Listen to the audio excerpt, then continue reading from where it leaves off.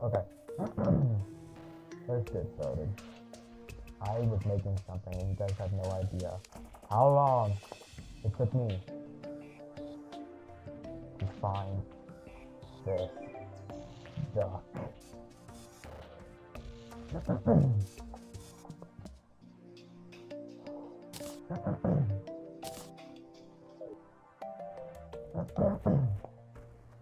Matter of fact, this is not the first duck I've found. Because my dumb ass accidentally shimmered it. I had to buy one from the squirrel. I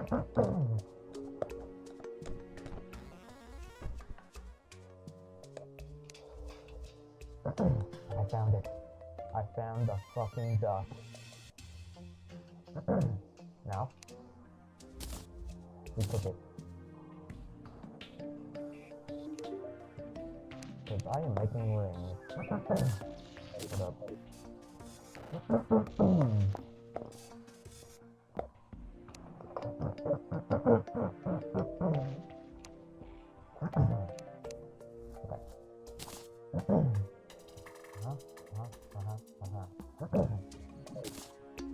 These shouldn't be that hard to get.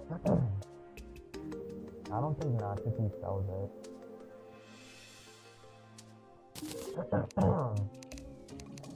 Not now, Nazi. I need soup. Oh my god, you actually have soup. She has soup.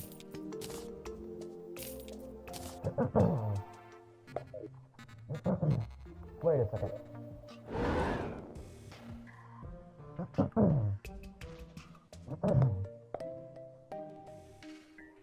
Wait, is it sold by Nazi whenever I get it? Like, I'm supposed no, because that would make sense. Wait, she sells it? No, she can't. No, there's no way.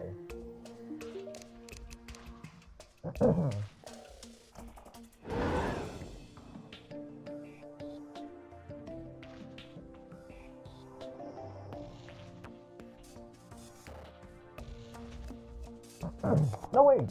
She does sell different stuff. Cause I already bought this from her, but she had the seafood dinner before. Her recipe's changed. Doesn't she say that? Well, that doesn't matter, because I already have the seafood.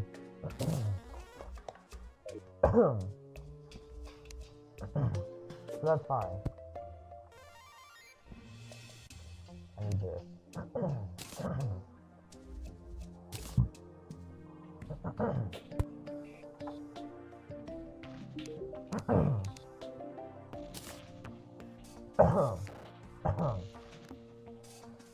Then finally, we need that. I have this one already. I have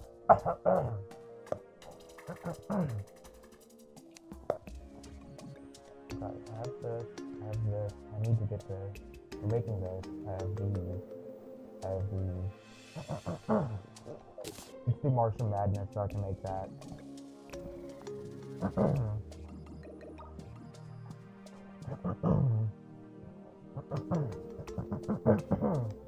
I am so sorry about my clearing my throat stuff. Why do I say it like that?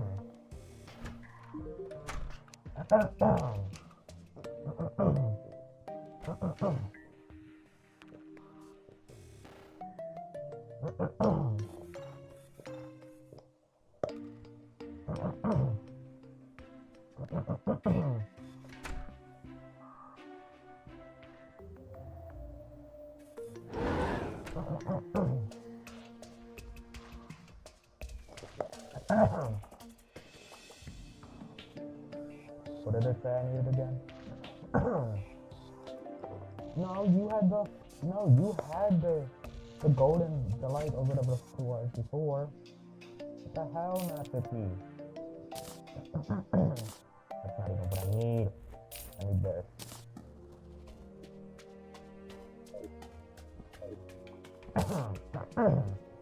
This is starting to piss me off.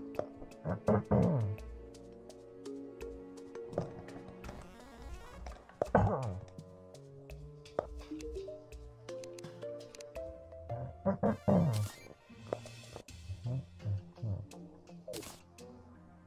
might have the steak.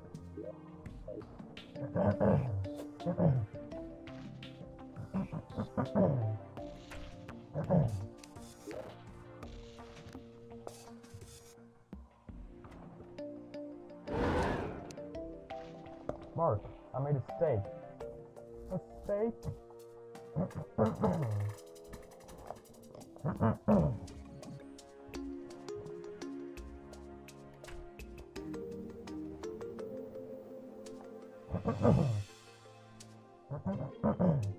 Mate, I'm not watching the Demon Slayer movie. Stop giving me ads, Crunchyroll.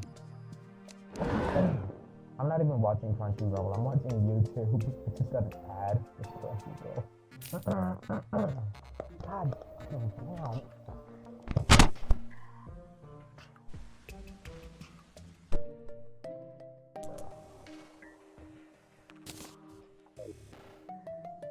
Okay. He drops the steak again.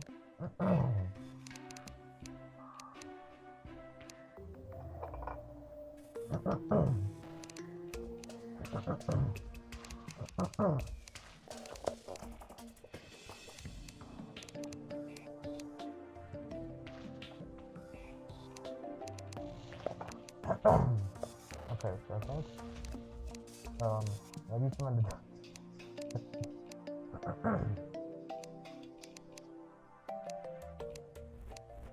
no.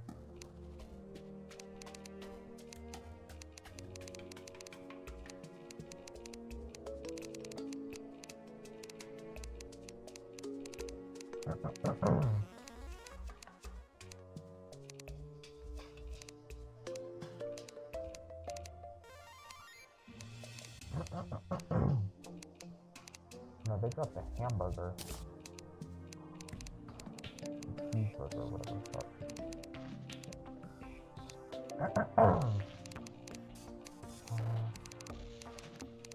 Jungle?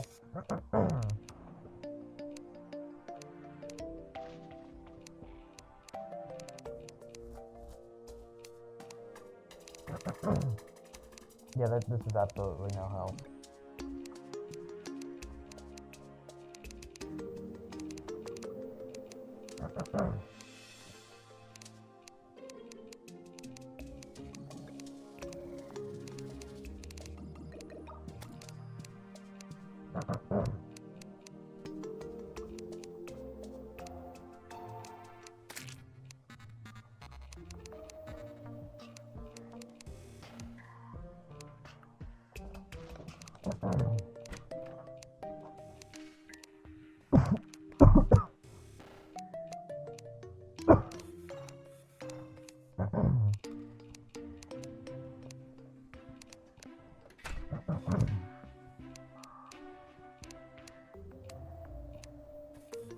Fuck you mean they don't drop nothing?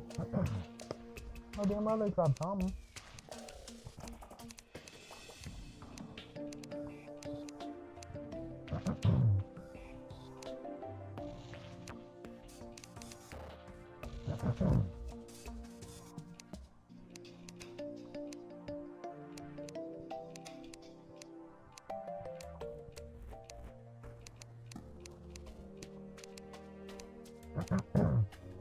Mate, I just want to know how to get a steak.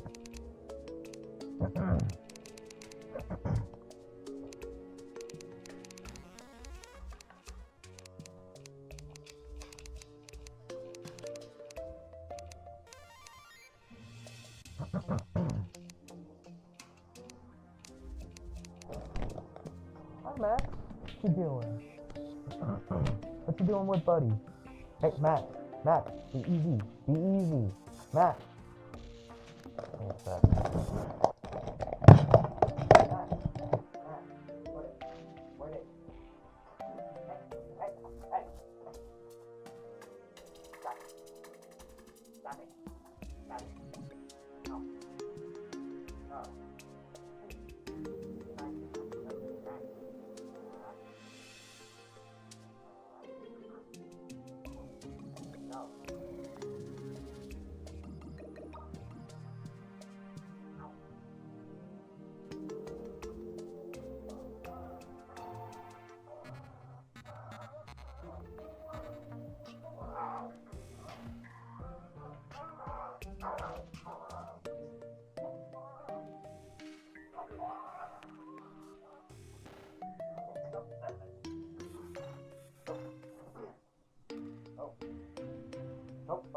with me now.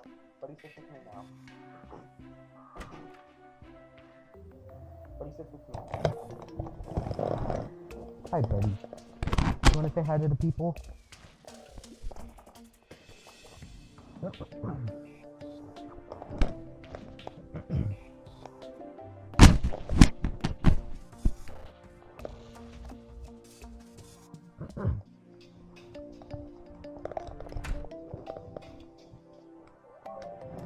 Oh, Max, stop. Max. Go, come on.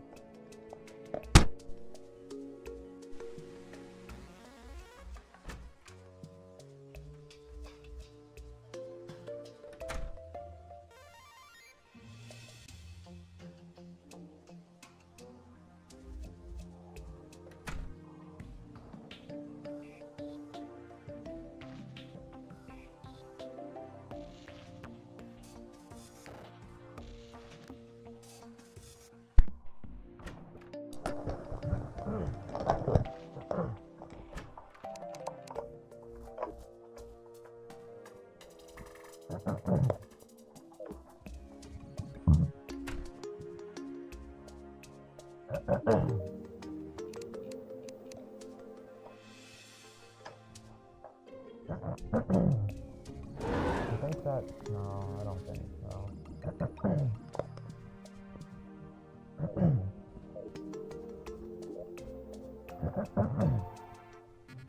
I don't know who dropped the steak, hold up.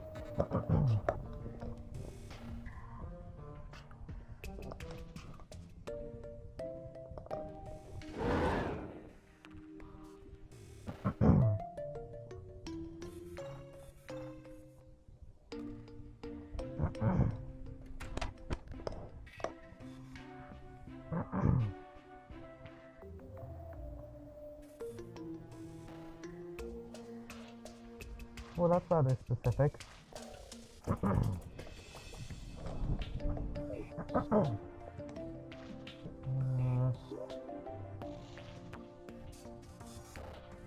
It'd be smarter to go for the undead miner. I'd much rather do that than its earlier clip. One's just gonna cost more than the other.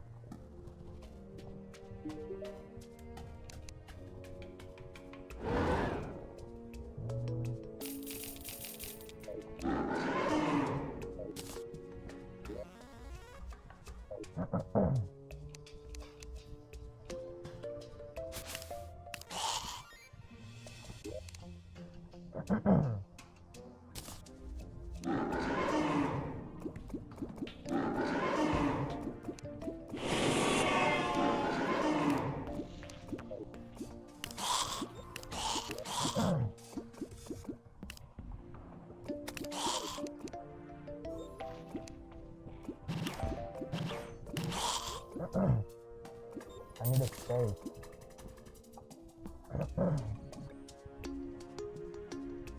No one dropped the steak, man.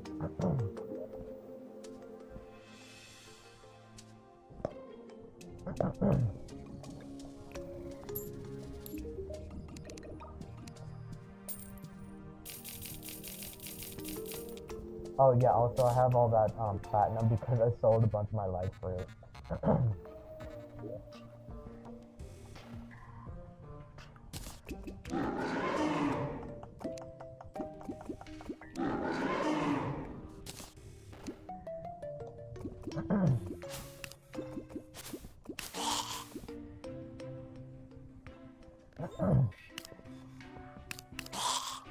Steak?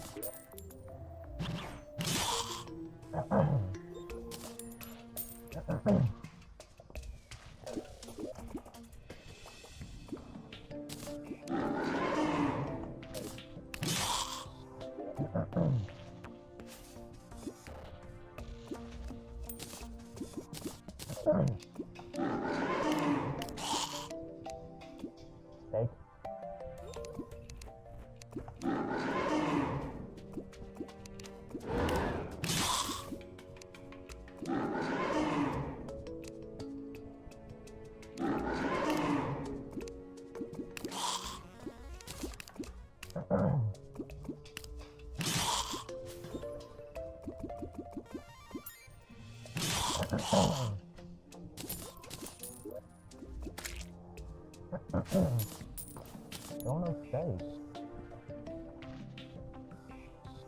I just want to stay, Josh.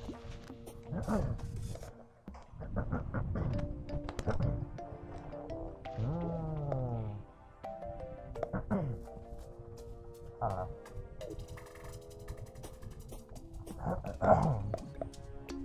Oh. I also figured out one of the NPCs and how they spawn. However, it is quite random. And I'm not even sure the exact conditions on their spawning. But, we'll still look.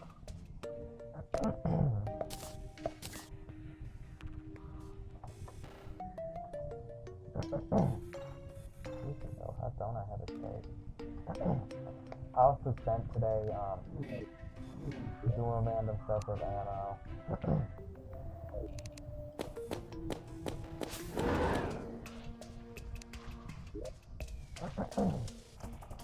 This one's pretty cool. Let me just get a good one out.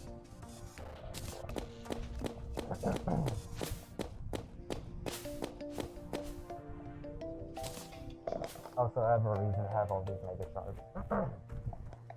God damn. Oh, I made this.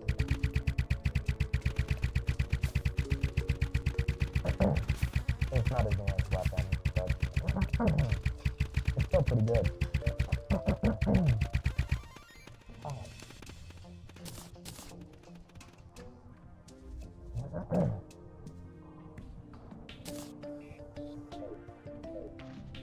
Anyway, let's go. Also, we either gotta kill or destroy some Martian saucers, or probes, I mean, or something, I don't know.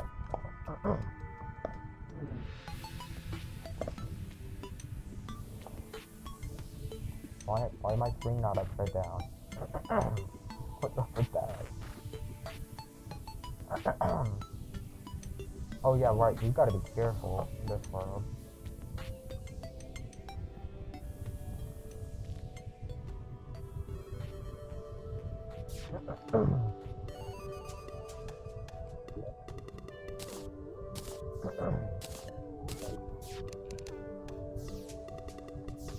Hiya! Oh, wait, they dropped these.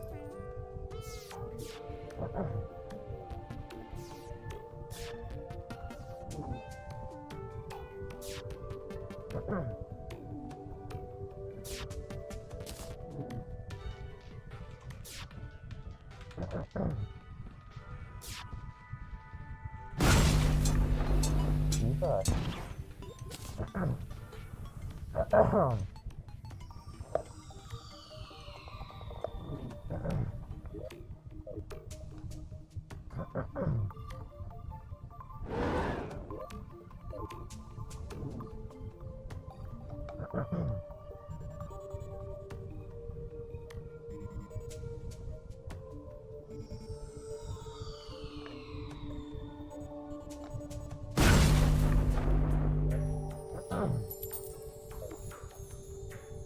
Calamity, that's cube. That's pretty cool.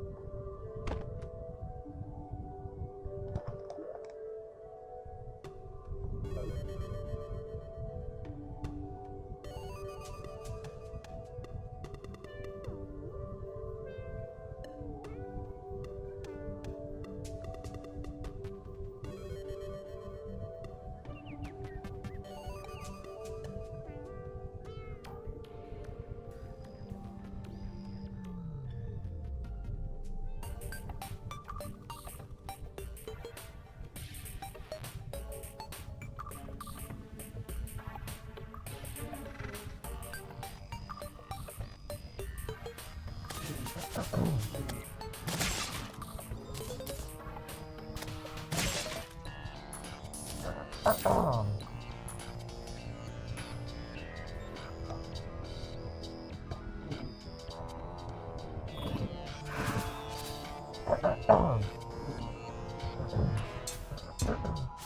that I think of it, when we do defeat the lunatic cultist, we're gonna get the ancient manipulator, which is really good.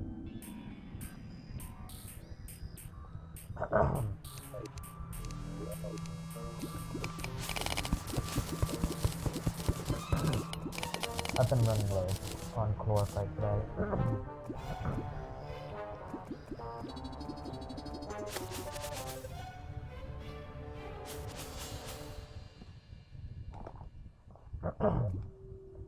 Yeah, I'm not too sure on the spawn conditions of this NPC. Maybe I need to be somewhere where it's more pure. So try to go somewhere like that. I don't know.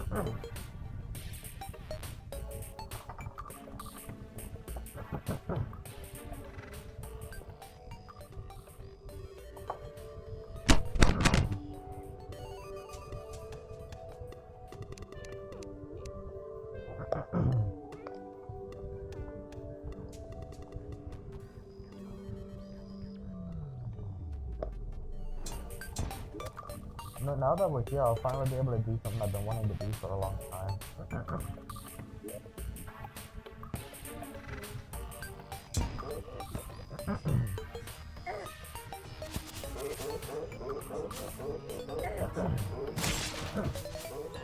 Just saying. Hold on.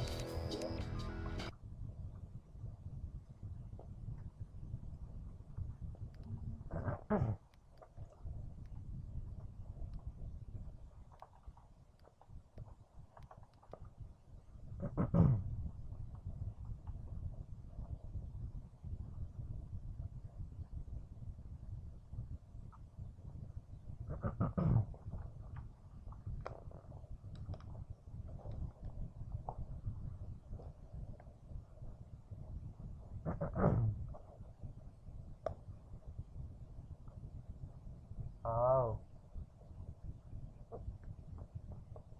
Oh.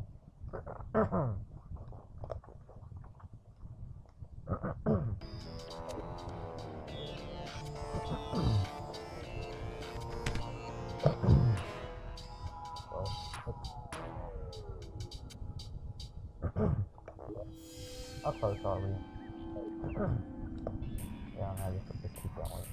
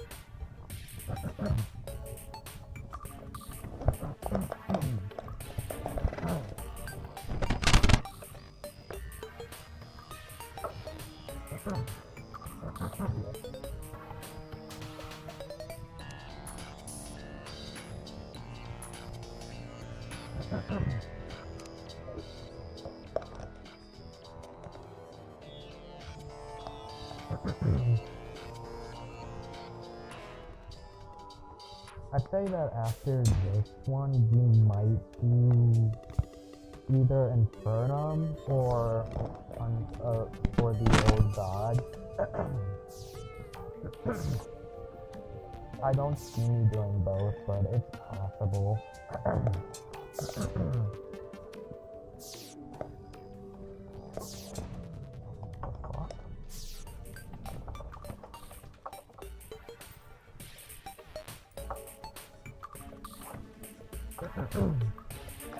I just realized I never even used my record player.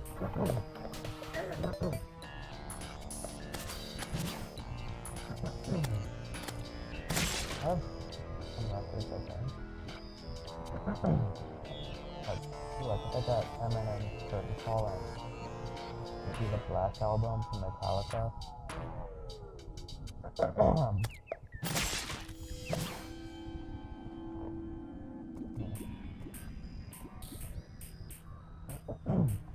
Kinda just keep it on the desk under my desk.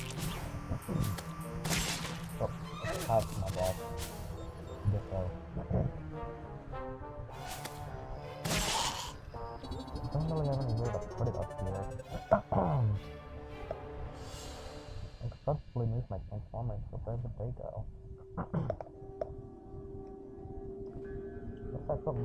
What if I swap the places with my PS5?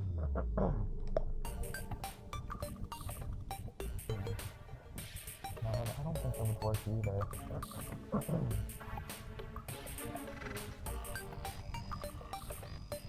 Guys, I can't put stuff on top of it because it opens up like this.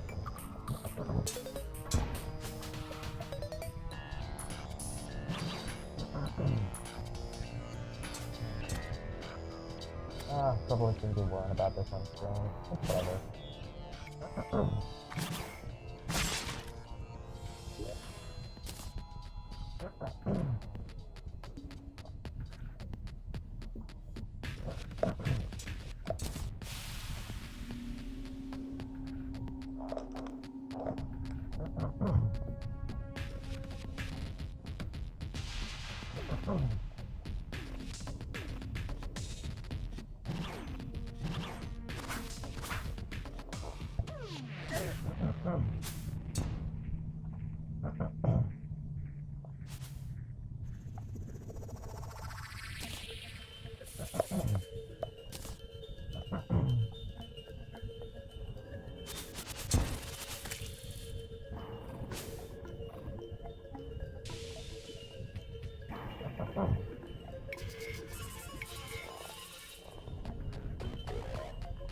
Almost there.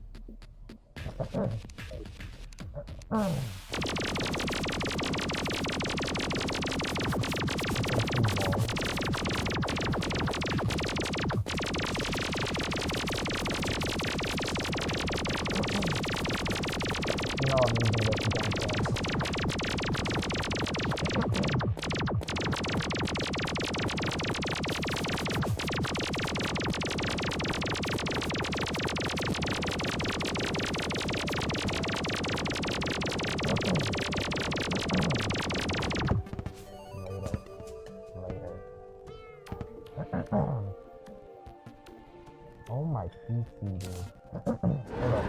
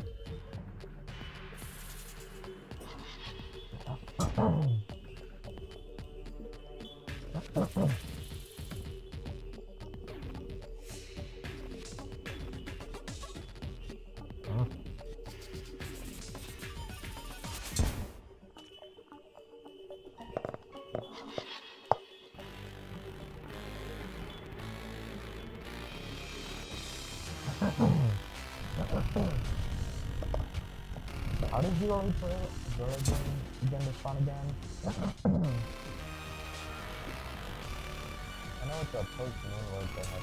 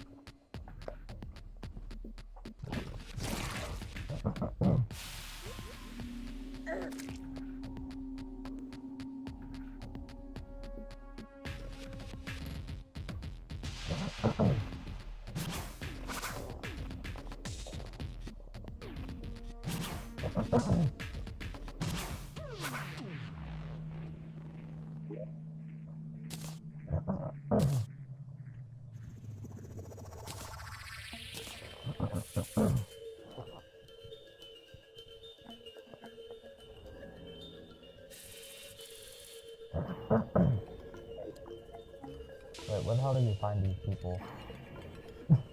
I didn't think of that.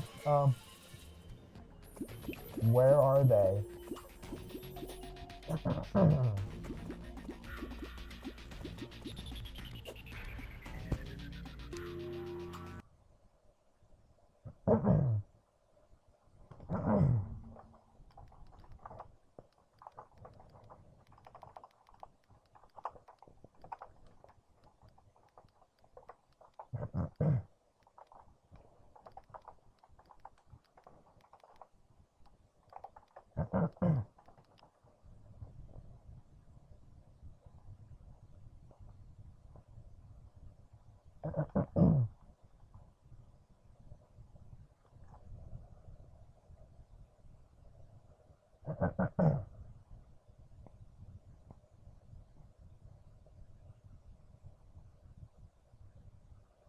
อ๋อ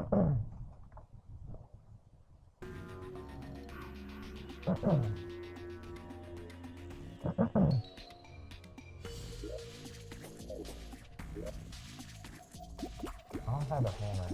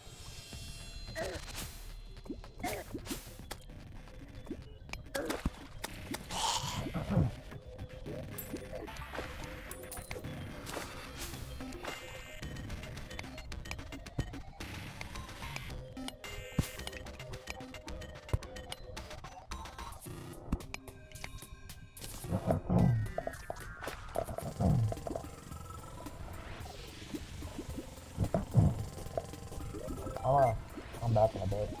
If it works. Probably won't.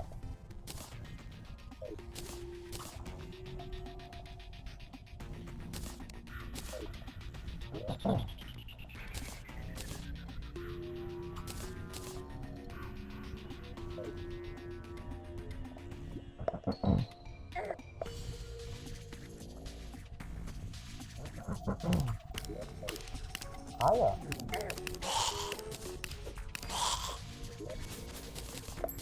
Oh.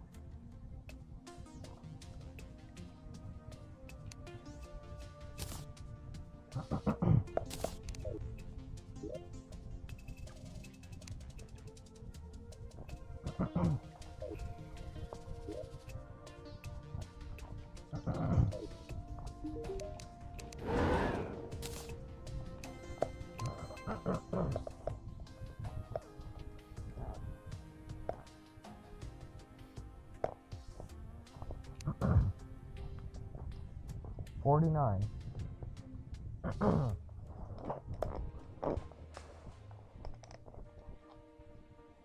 $49.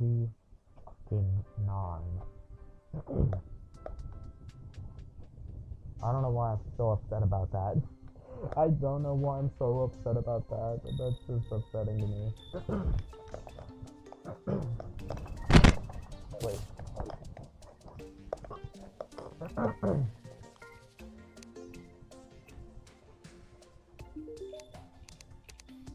I don't know what that means.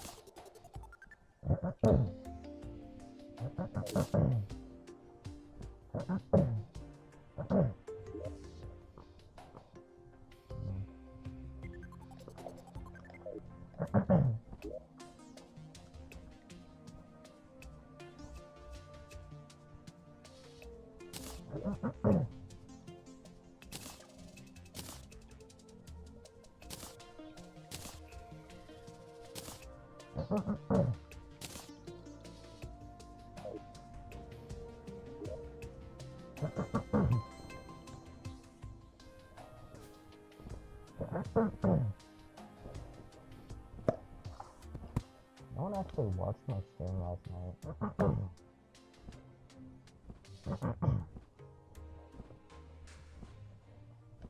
I don't know why I said that. It's an observation, really. It is what it is.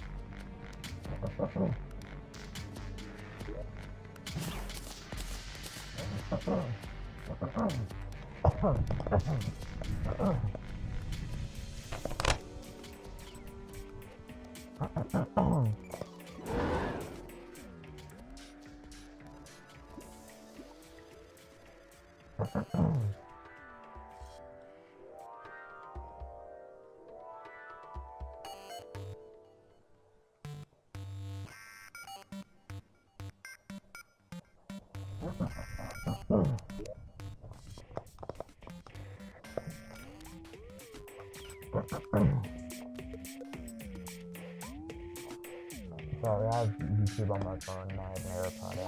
I just need to take a pause real quick because what this?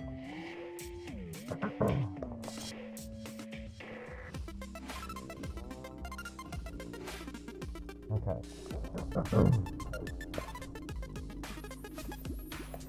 Sometimes you just hear something so outlandish that you just need to take a moment. That happens to me a lot.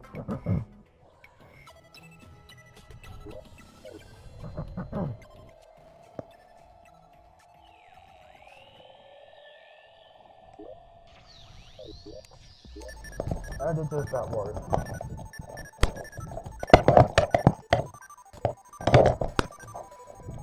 I'll be right back.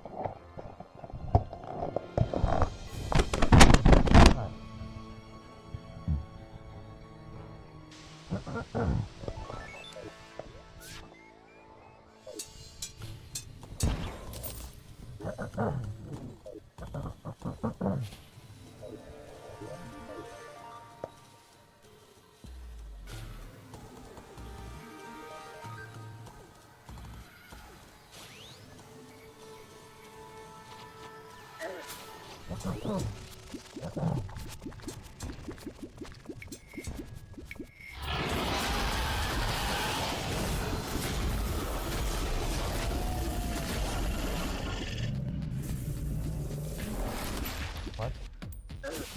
hell was that?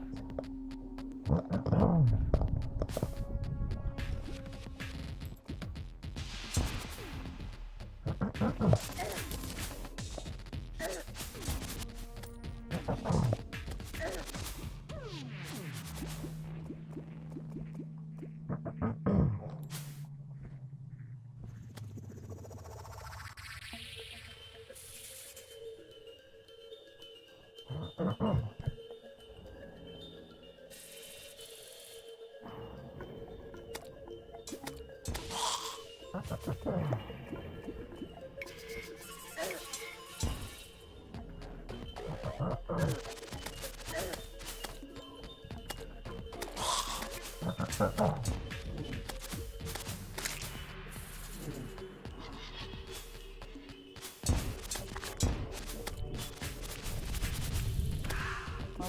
so no. Hold up. Hold that.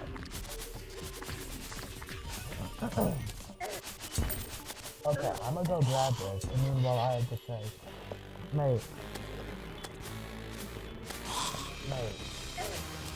where's this smart schoolboy 9 coming to play in this? Where are you getting that from? Bro, leave that creep out of it. I know it's already bad. Like, the stuff you've already gone over in these. But it's not bad enough to be fair to it. Jesus Christ. Matter of fact, I want to forget about that guy. He is a fucking creep.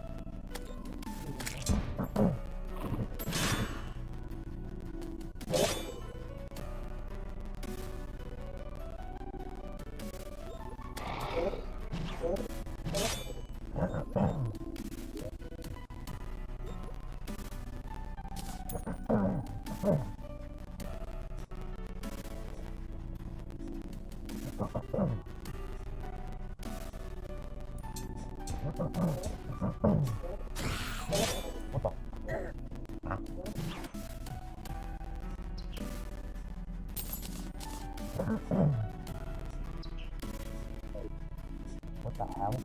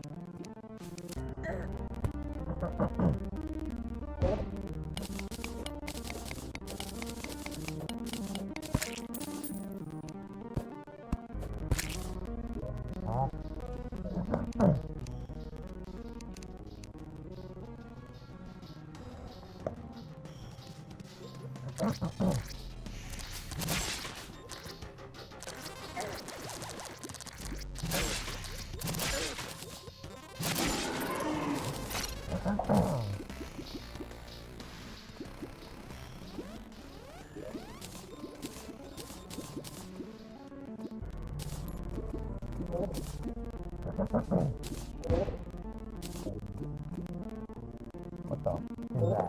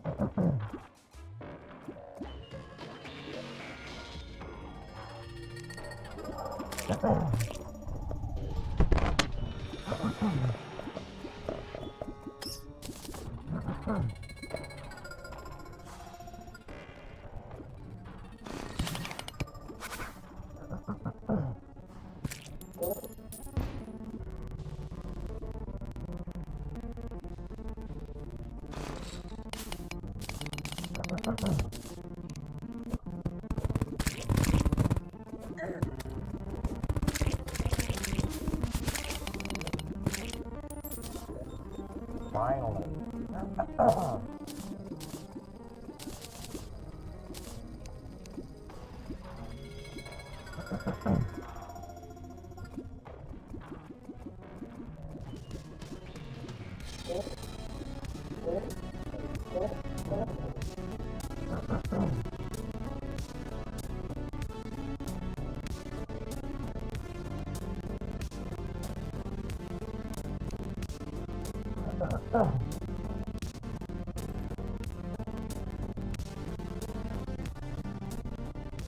Okay, I just need to say something.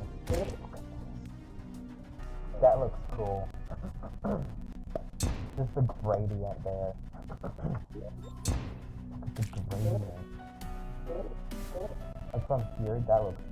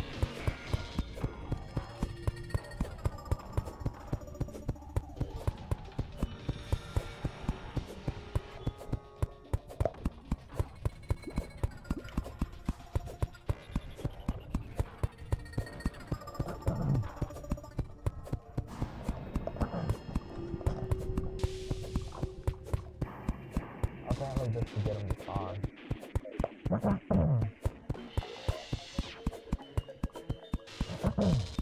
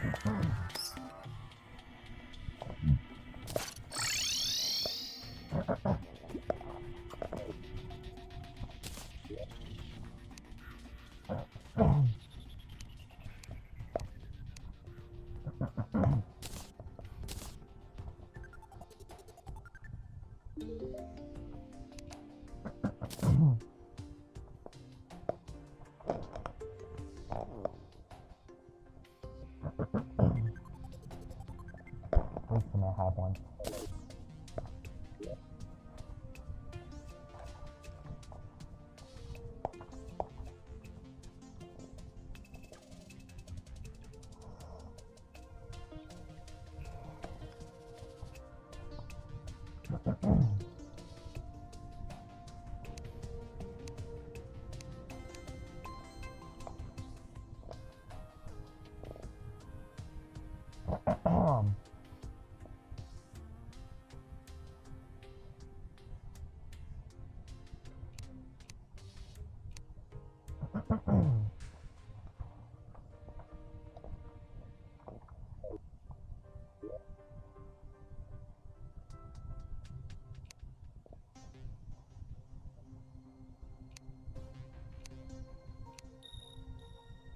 Does this look weird?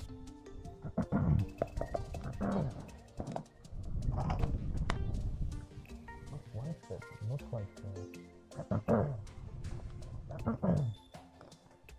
Oh, what?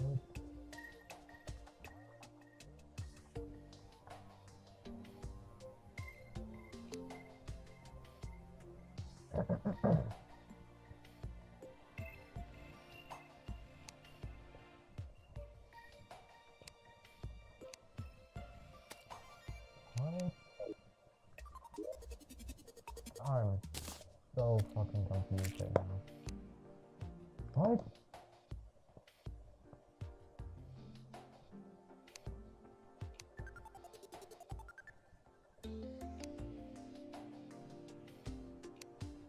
Huh?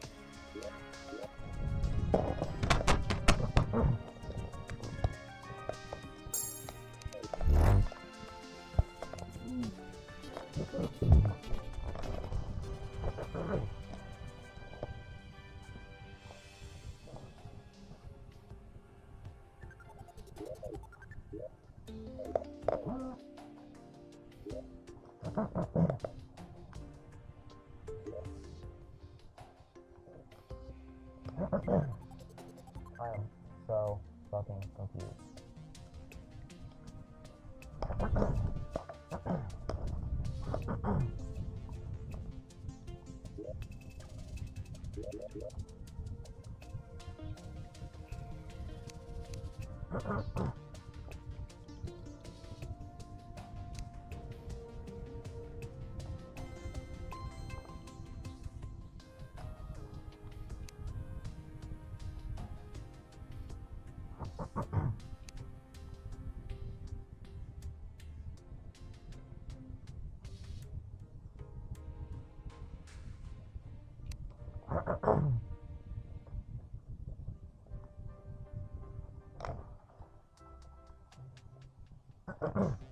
What is this bullshit?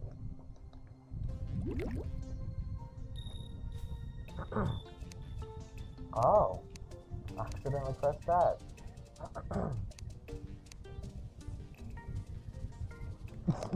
I'm so dumb.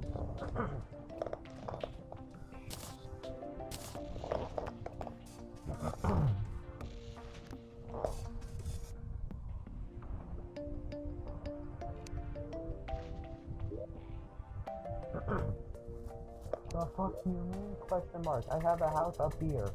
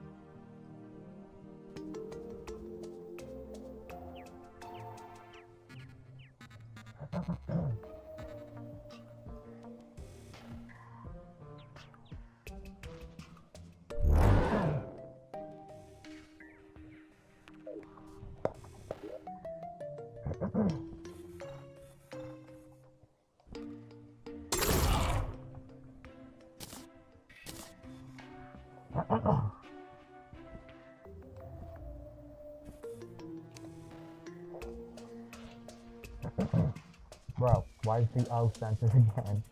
Bro, what are you doing here, man? What are you doing here? What's that Ralph say down there handing out candy apples?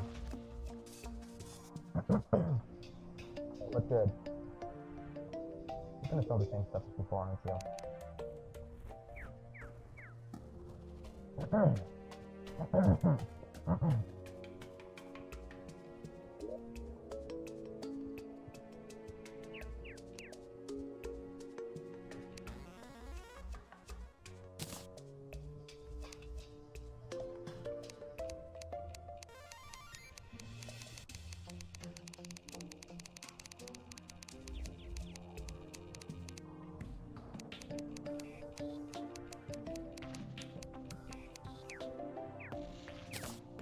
Okay.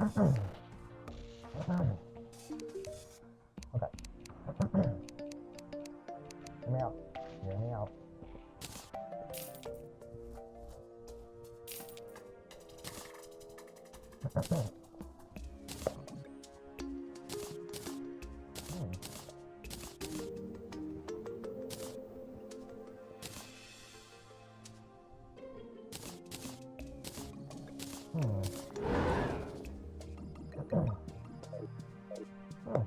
Okay.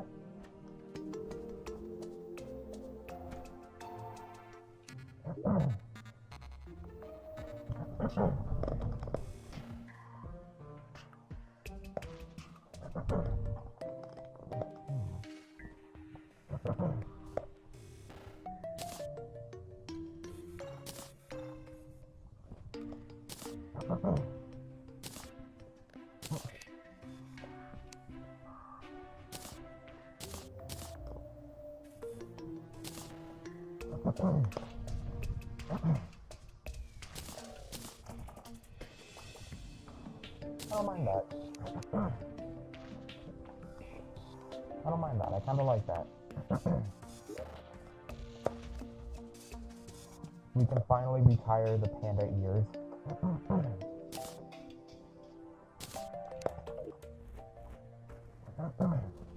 And it only cost about half of my revenue. Oh my god, that cost so much.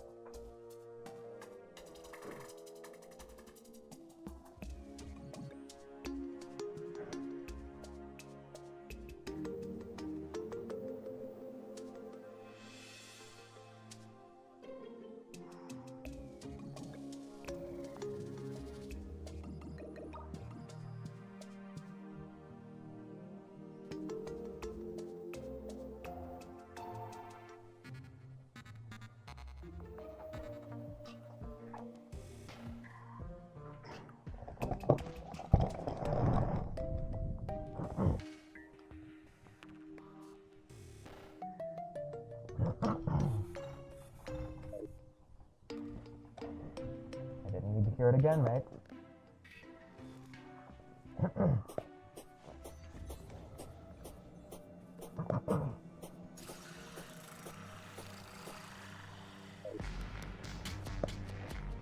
Bro, the fuck do you mean you jerked off to a picture of a ruptured eardrum at least, what, 50 times did it say?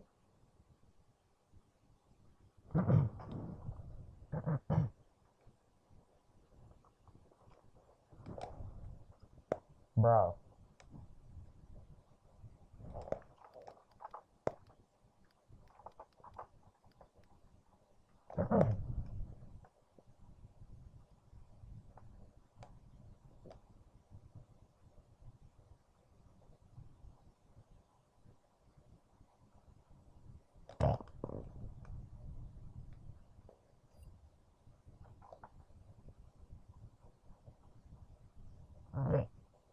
Oh my god, bro. I don't see the fucking vision, dude. That is disgusting. That is fucking disgusting. Bro. Oh my god. No, get that the fuck out of my search history.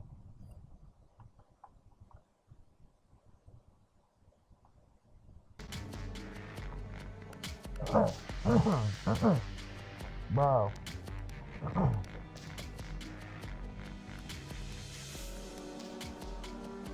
Bro, I'm not even that squeamish either.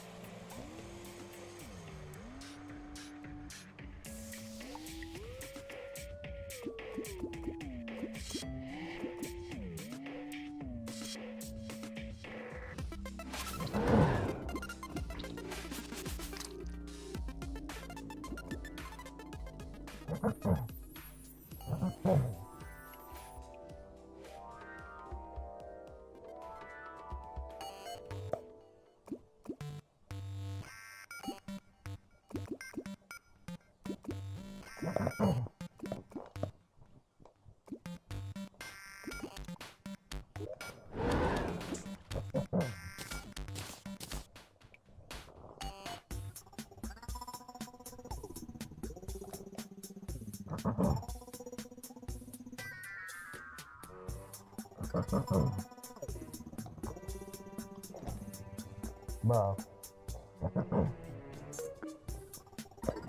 No, no, no, no, no, no, no, bro. Camp. Camp. Bro. Camp. The f you mean?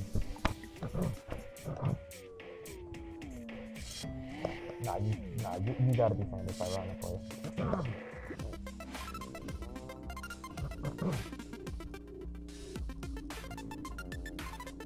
It's a fucking ear.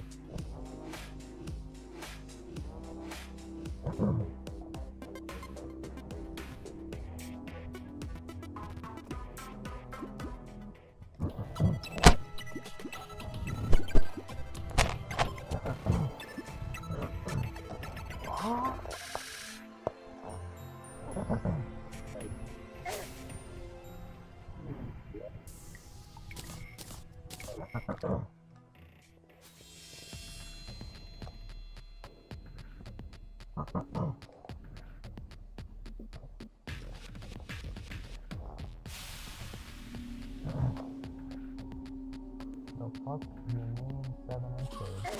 How big even is 7 inches? That's a little over half a foot. Bro. Obviously you lied. And yet this is the least outlandish thing I've heard all night.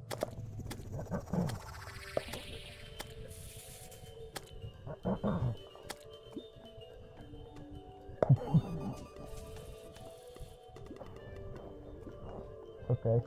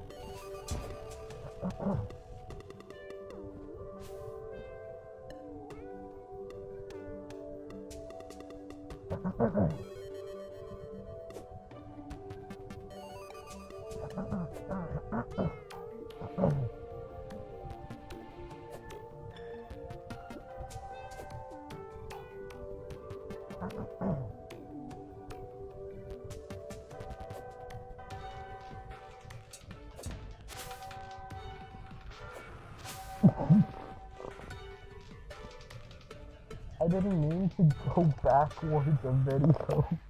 I was trying to pause my video. You unfollow women's accounts and they announce they're pregnant.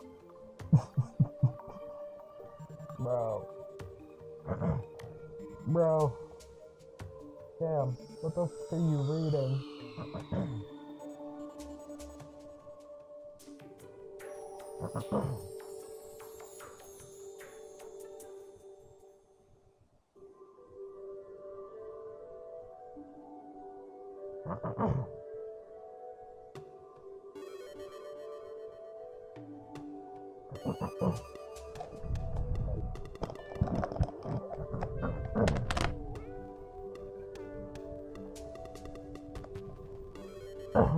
Okay. Okay. I should have watched a little further. Okay, okay. Well, when you explain it that way, it's a little less weird.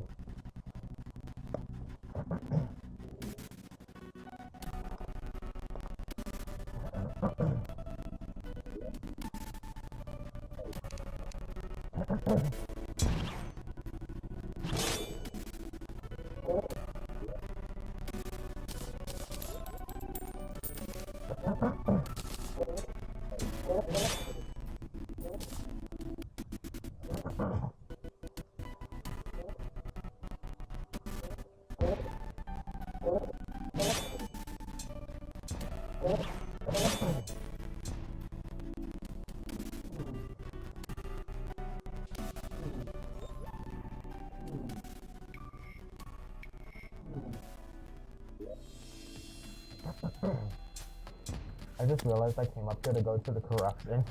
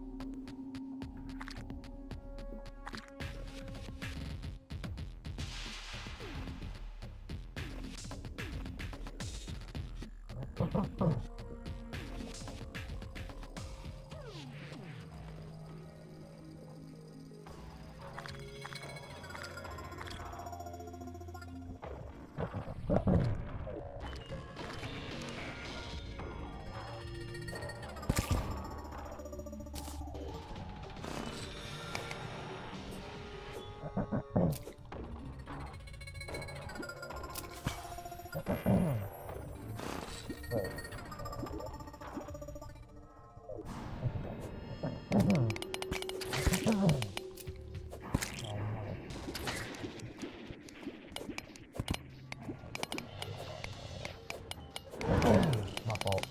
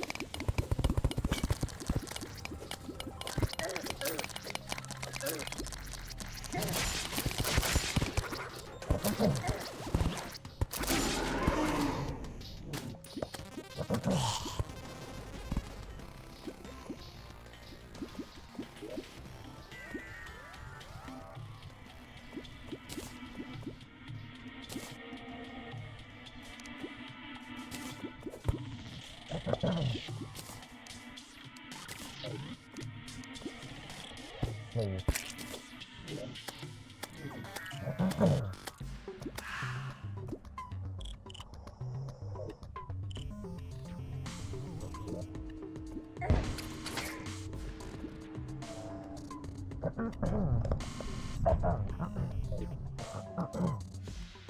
it's possible that there could be more of this way.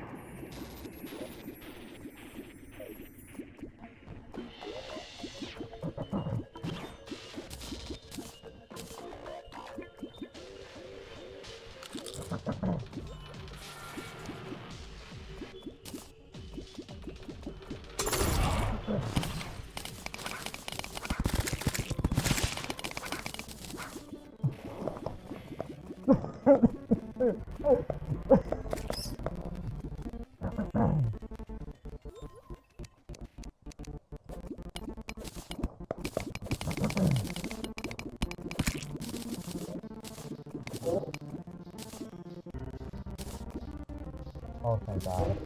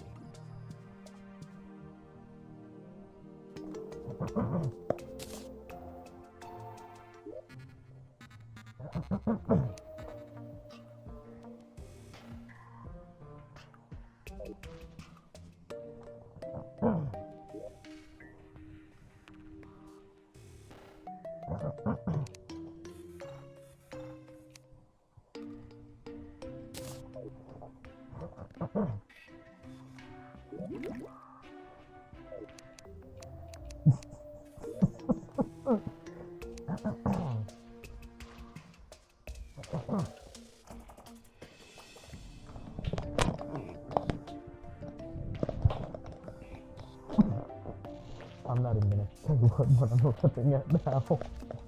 It's just wild.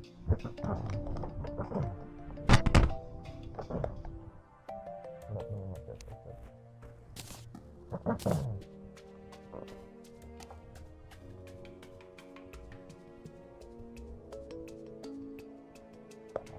this.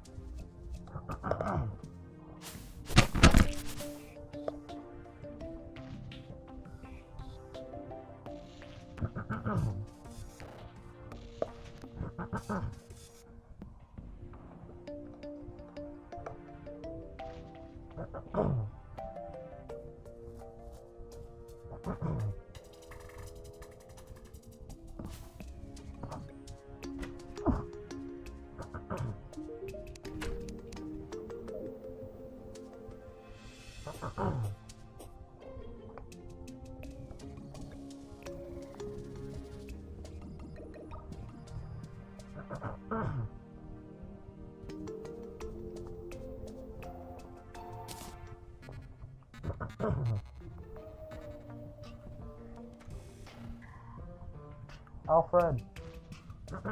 Alfred! Alfred, stop talking to children. Oh wait, that's a face. Never mind, you good.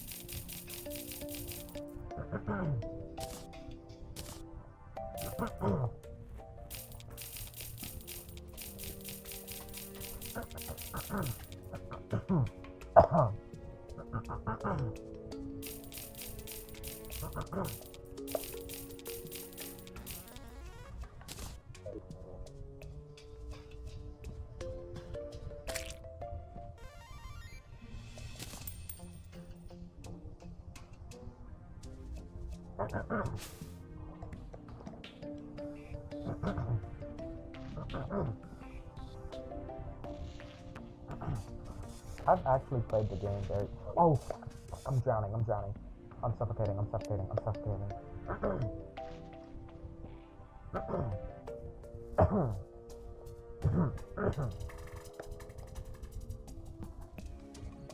As I was saying, I've actually played the game Barry Has a Secret before. I did not know until after I played, like, at least some of it, that YouTubers have played it.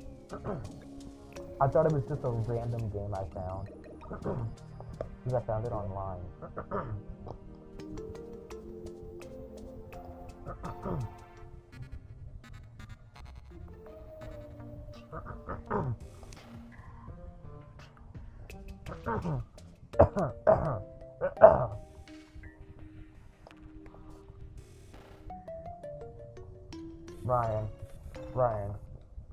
Ryan. That's an axe. It's not a hammer. That's an axe. Okay.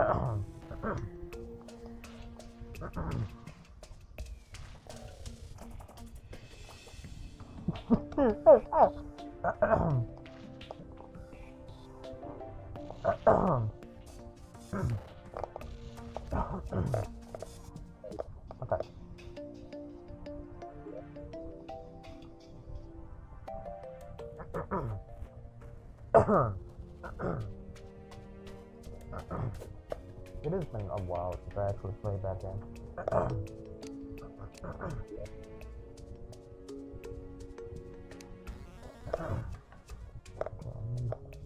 Fucking start up. Okay, I need. And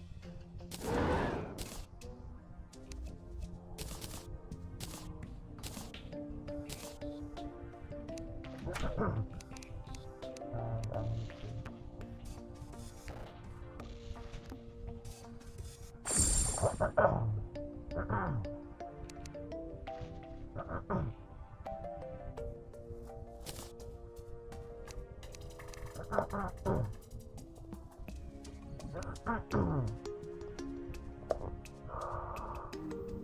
There we go. Ring of the God.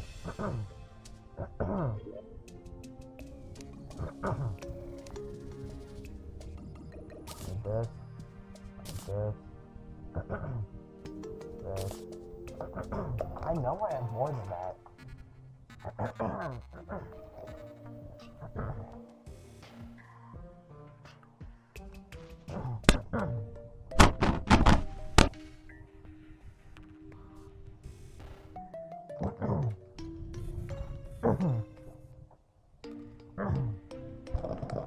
Bro, Terraria is a secret is such a janky game, but I'm not gonna lie, it can be fun. I'm so sorry about all this. I need the dirt one.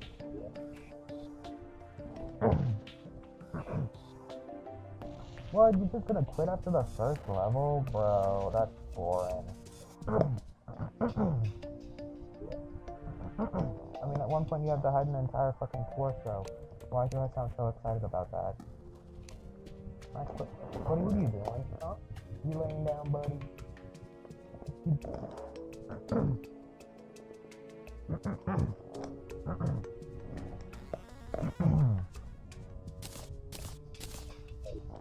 When was this video made? 7 years ago. What are I so disappointed?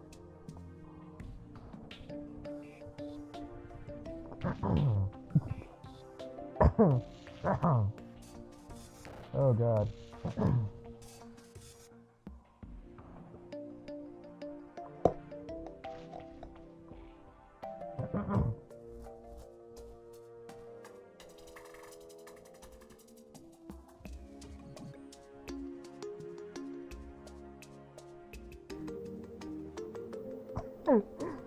Bro. Bro, people are having a whole argument in a comment I left on a Waka Waka Moon video.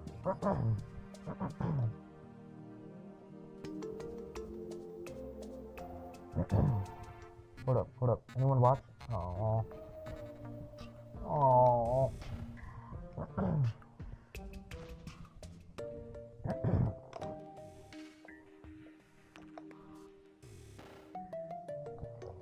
Howdy is still live? It's been over 4 hours, my guy.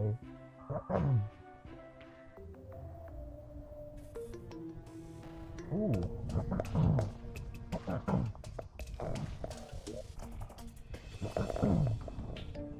Okay, how the fuck do I increase it?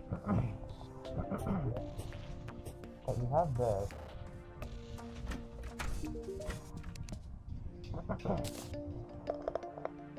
Wait.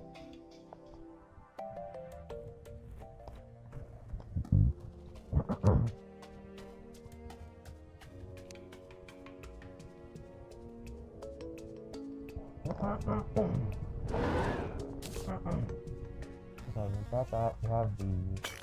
I have these too. I have these. I just need to figure out how the hell I make this. Okay,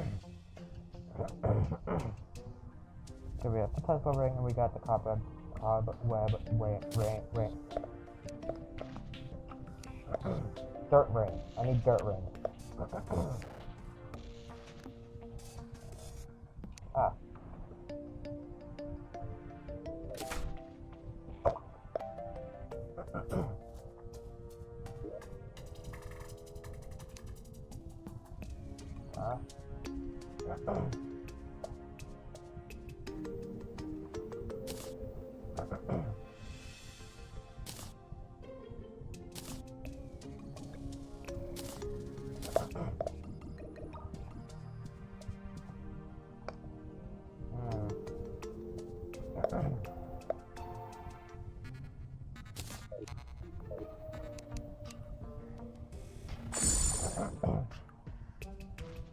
Okay, that's good.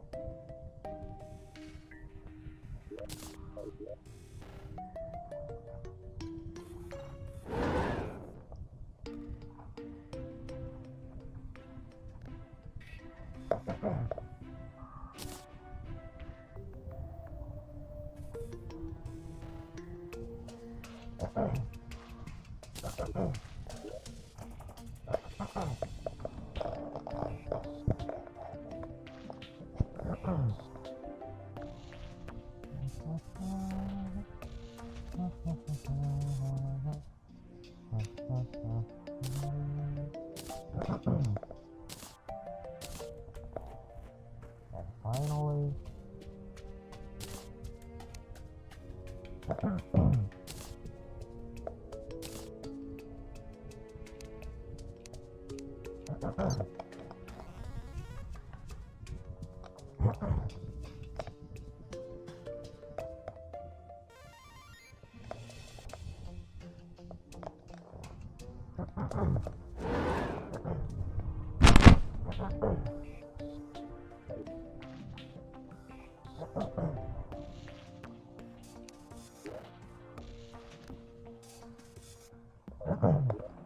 bro, this thing almost does. I'm going to reforge it real quick because I want to get a better, I want to get a better prefix. I got the money. I have the money.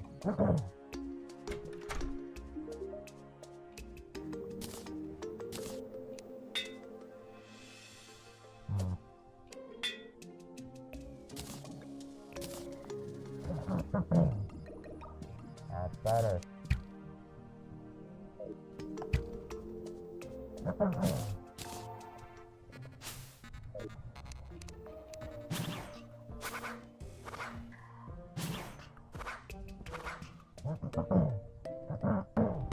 Bro, I cannot wait for the rework of the Murasama. I can't wait.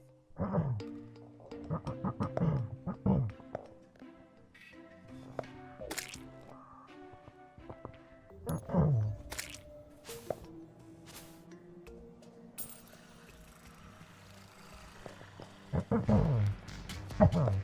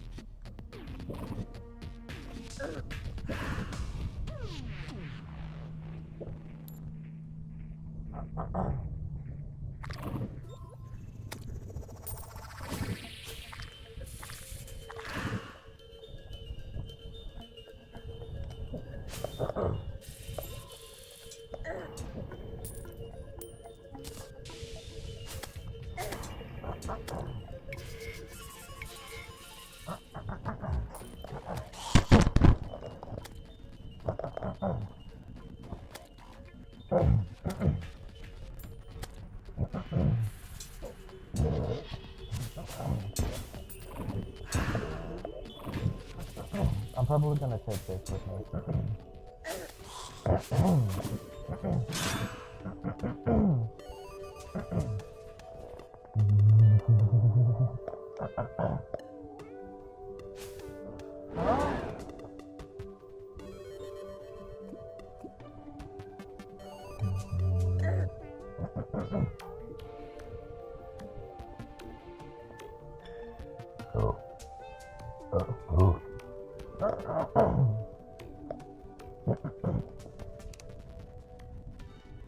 I know it said I need to feed us and yep, okay.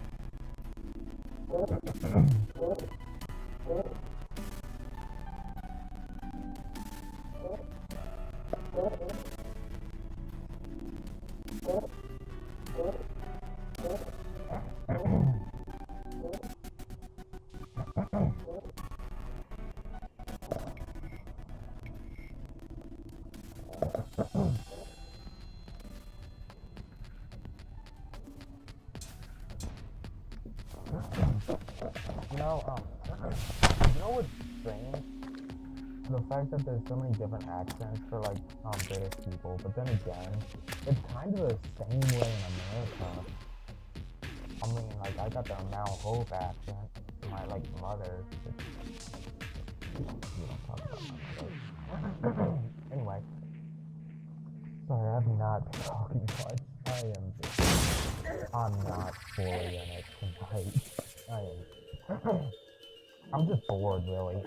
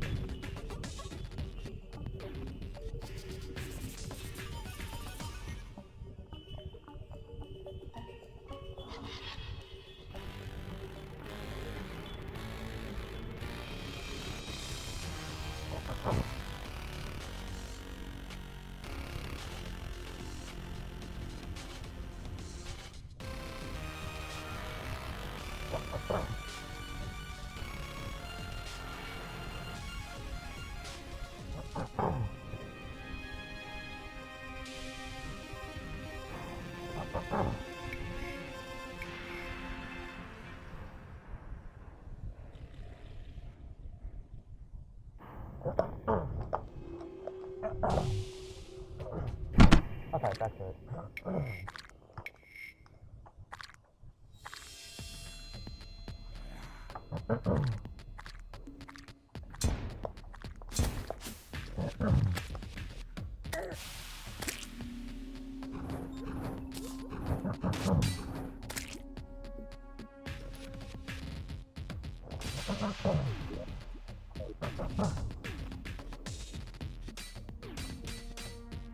What the hell is that sound? Oh, look at that! A follower. Not anymore.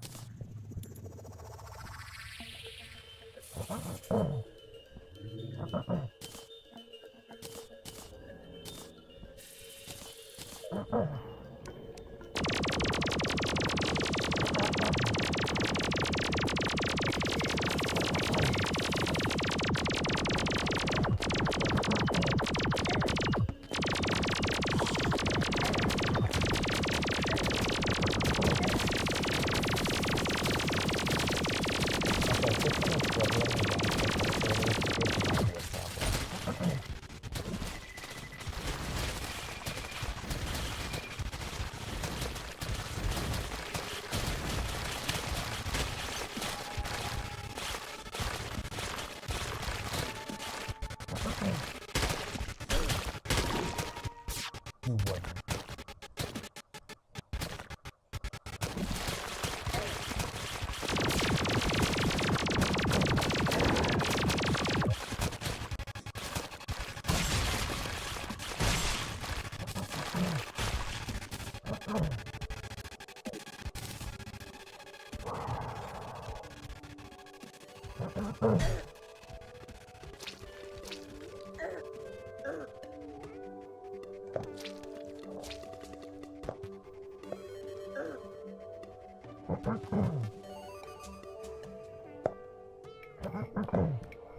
At what point will it become reasonable to start using Earth on the boss fight?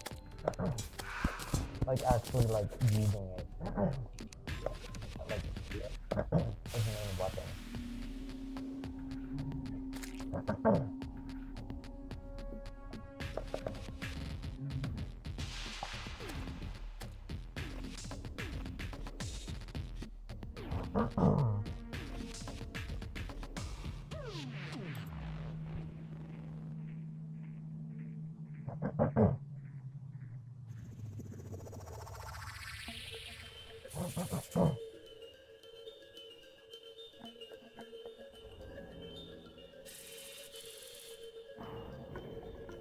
Oh my god, it actually worked.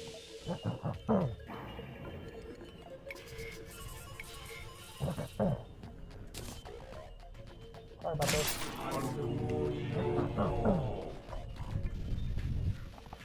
Hiya.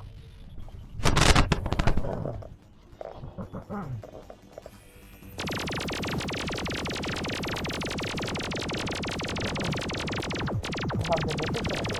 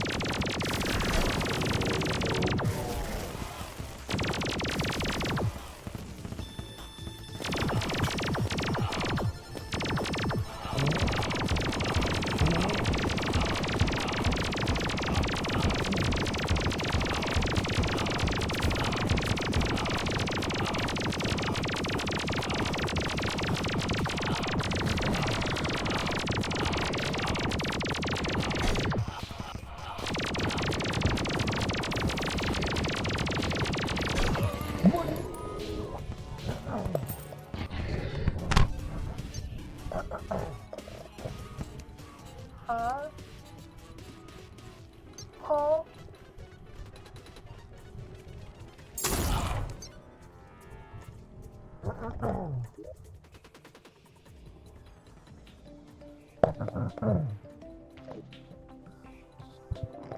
Could be worse.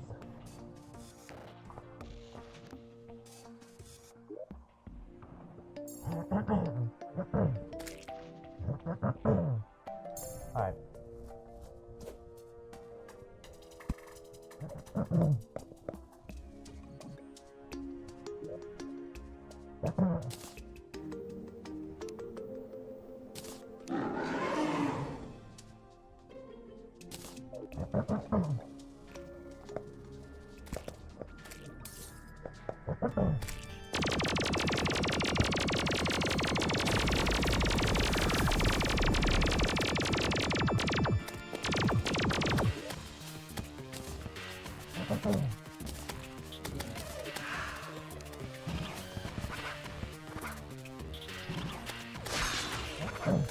Oh yeah.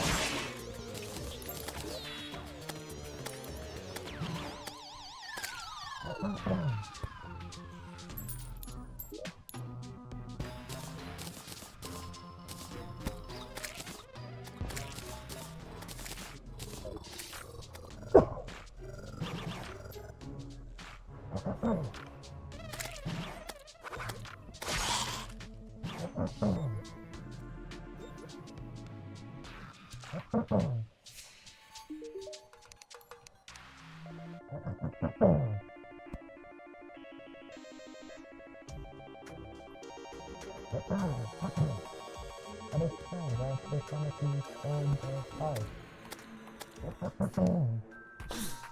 What?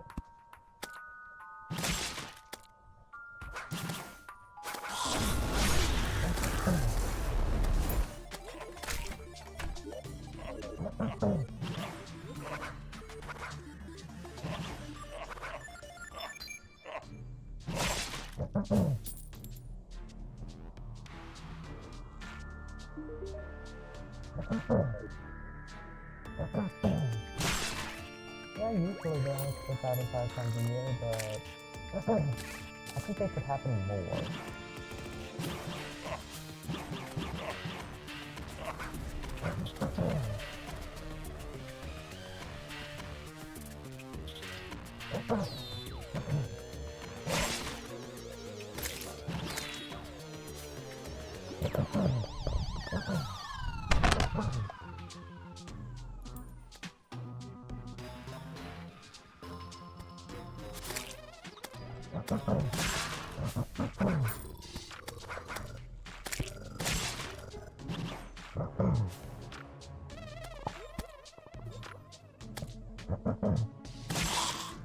Ah, yeah.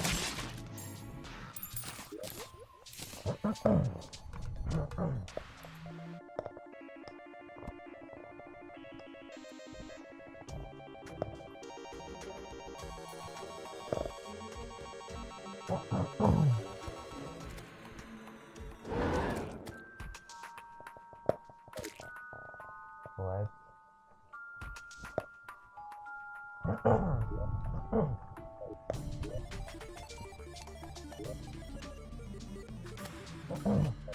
Don't next me, motherfucker. I don't feel.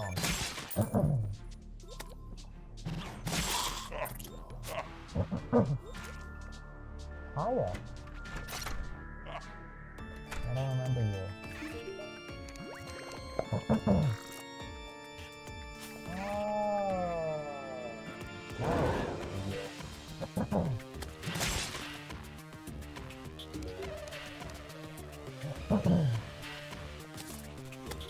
Get over here.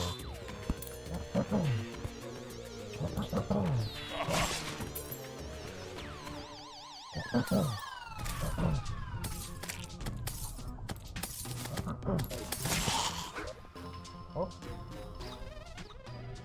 I just threw something. There it is.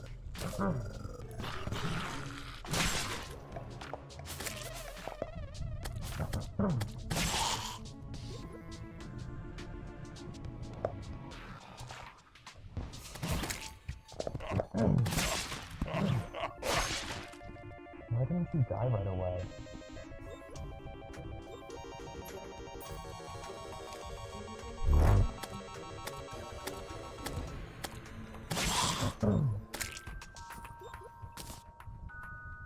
I need the death conch.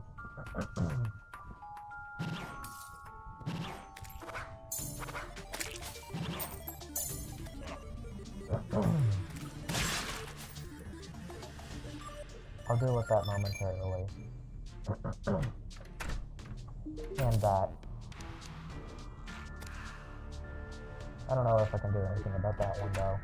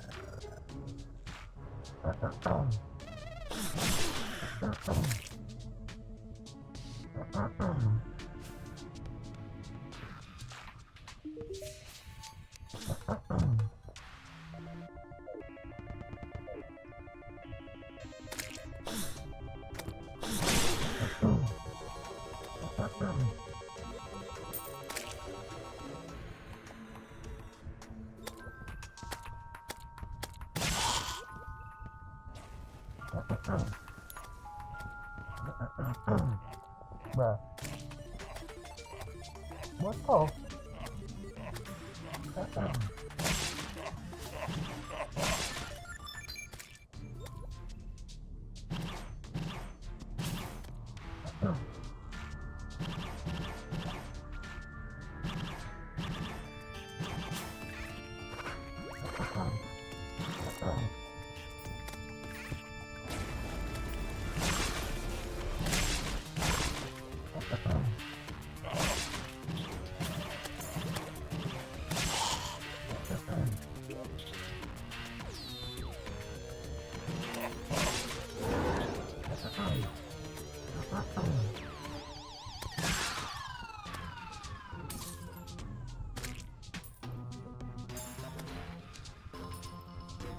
No.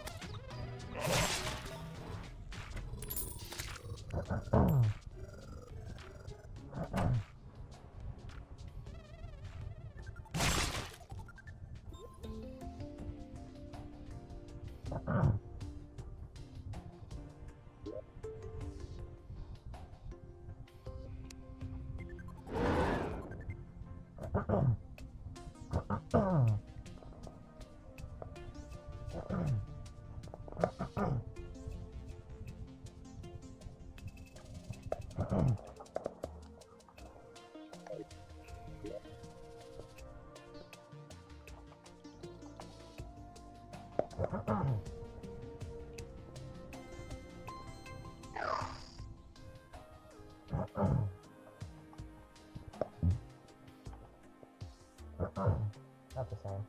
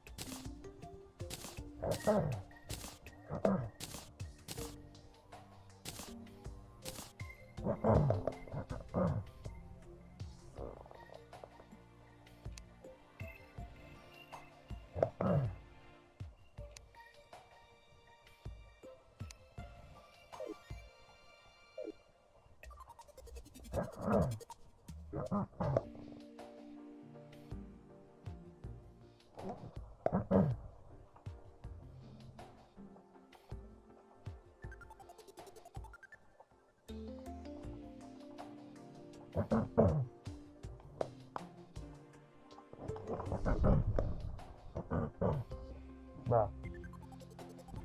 Okay, you know what?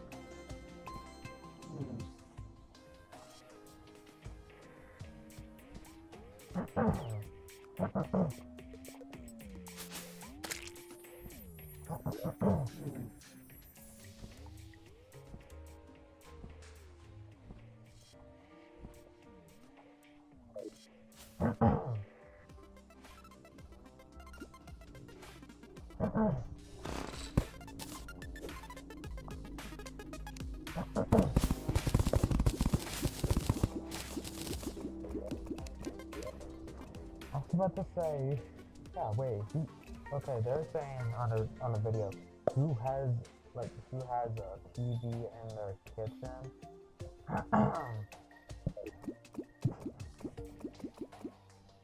I know someone. I used to go to someone's house.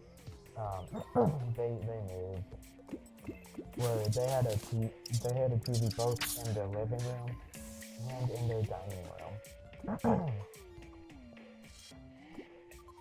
And both rooms were connected.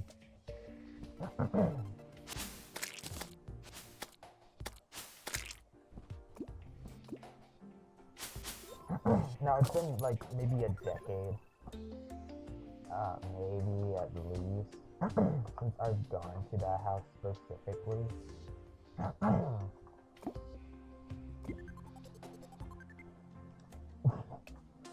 But now that I think of it, it is kind of insane to have multiple TVs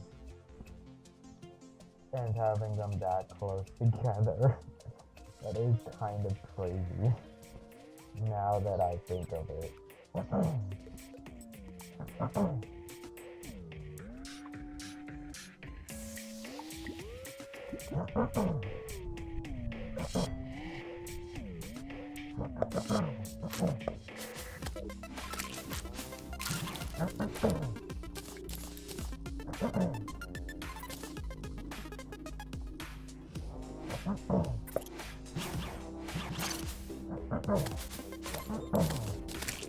But I special one.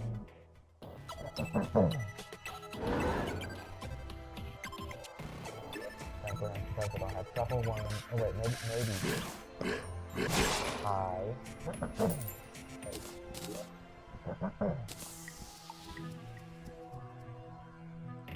Oh, this is a pet item, isn't it?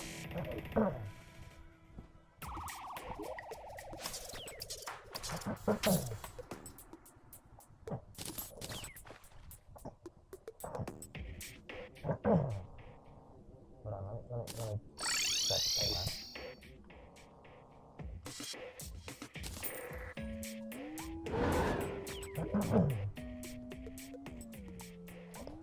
I thought that was a fucking boss coming down. Oh, no, I didn't. No, wait. No, wait.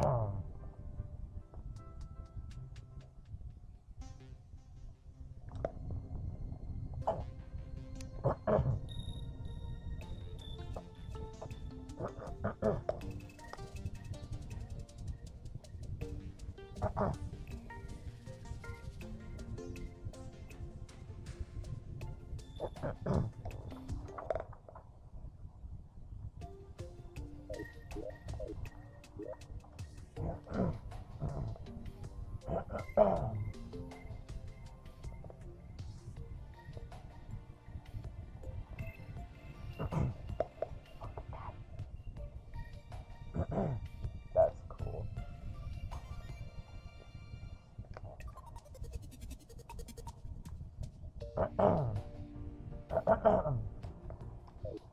So we could go there. I will probably have more luck over there.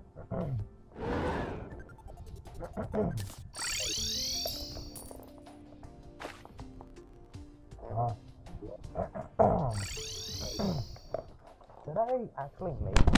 I think I did.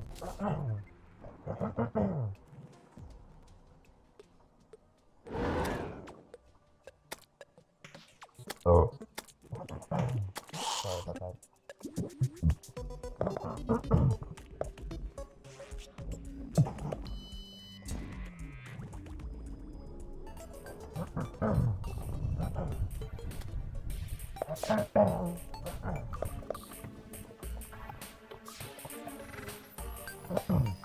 You know, I think I know why people don't watch these. It's in my throat.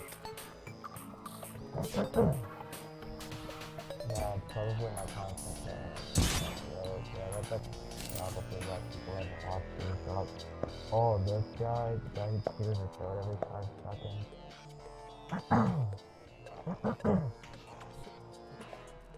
Yeah, that's probably why.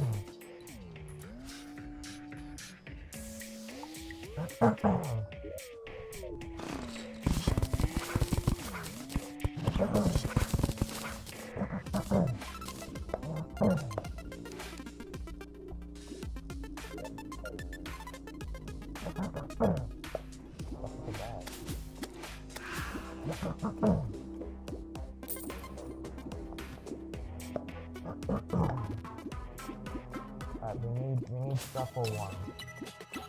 At least one.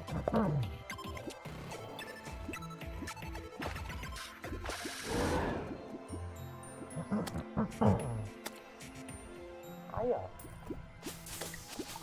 How much more?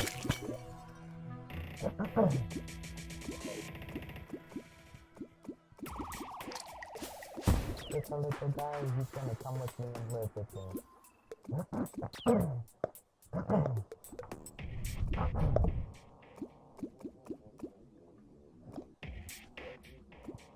Worm?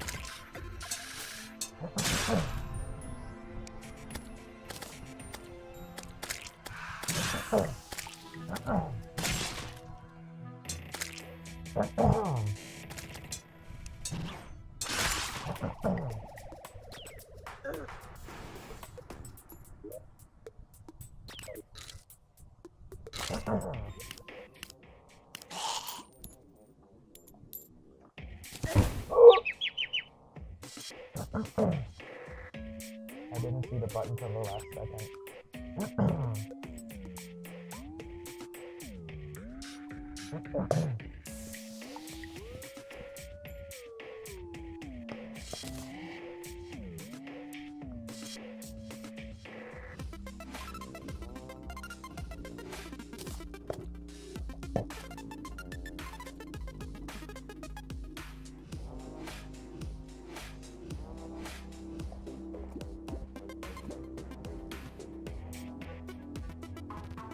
Wow,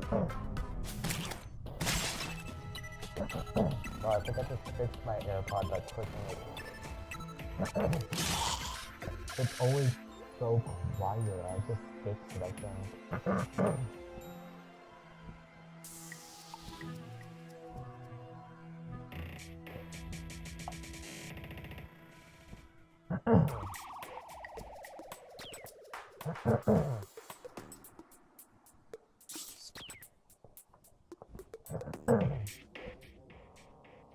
Ooh.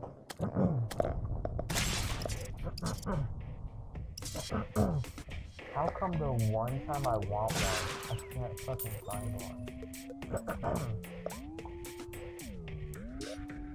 Okay, hold up. I got an idea. Ow! I poked my eye.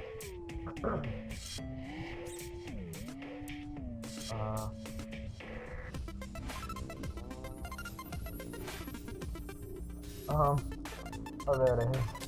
I was about to start tweaking. Hear me out.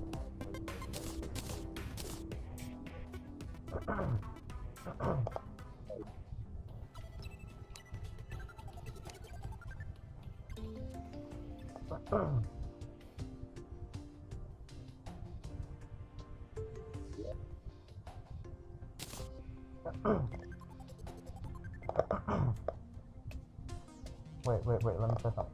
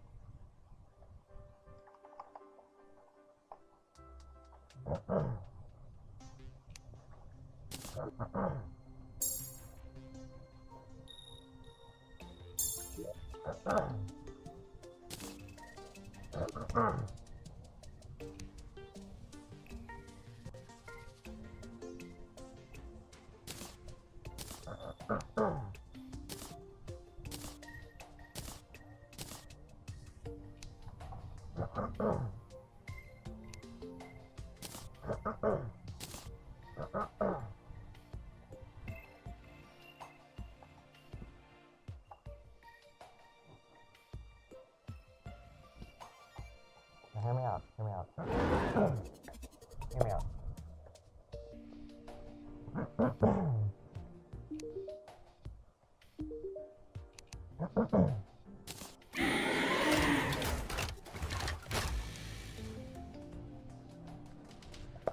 Where'd he go?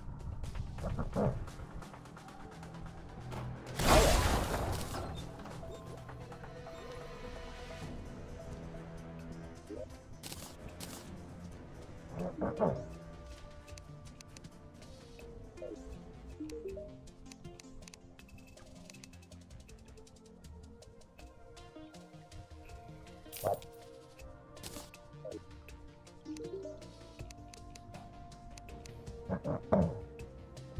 What?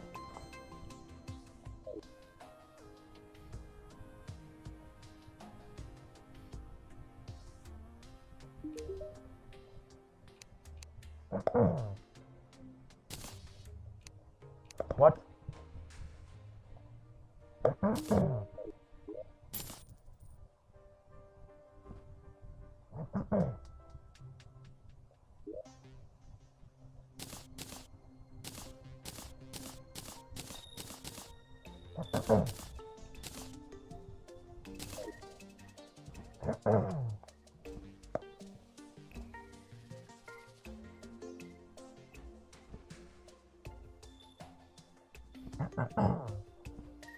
This is getting me absolutely nowhere.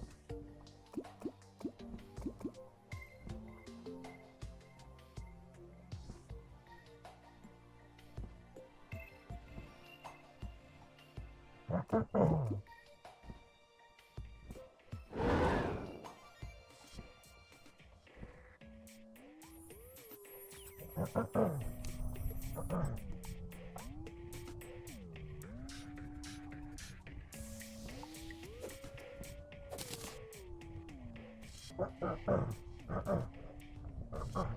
what? I'm just gonna stay here until one appears.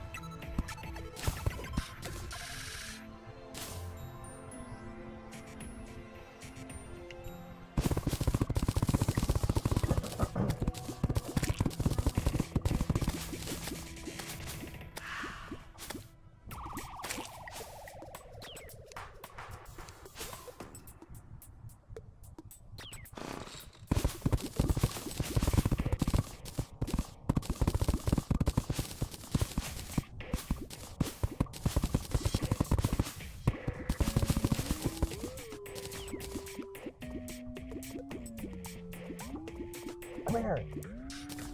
That. Yeah. Yeah. Yeah. Yeah. Yeah. Yeah.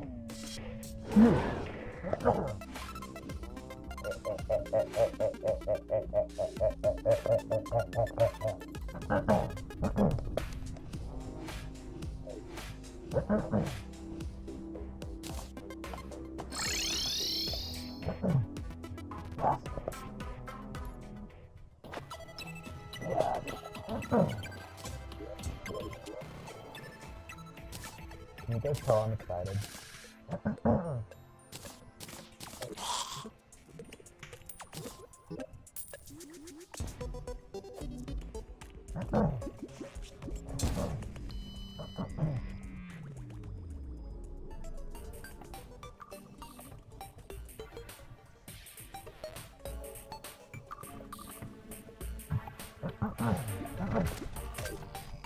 Oh wow,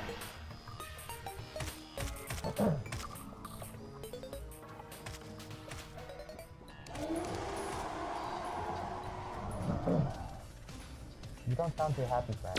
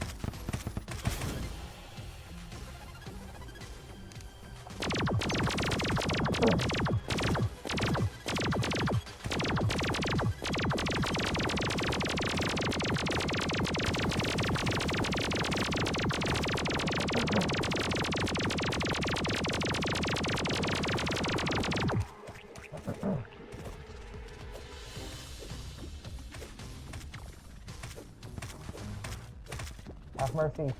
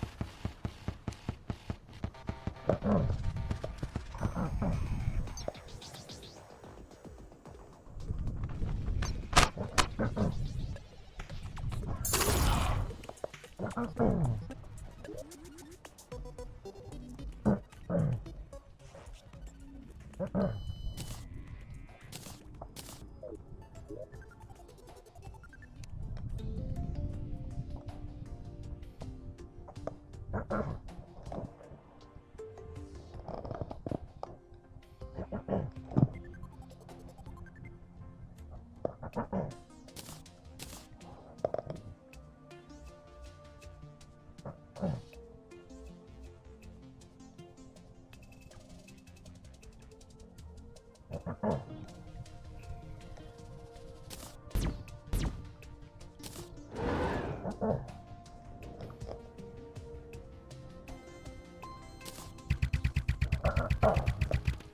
could be helpful.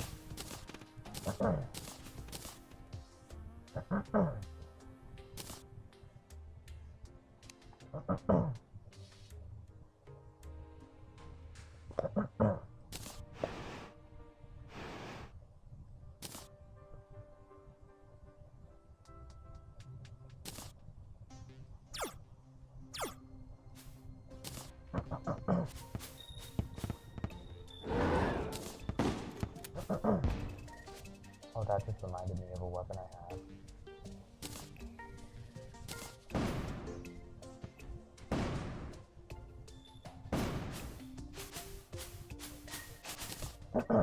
I'm using this.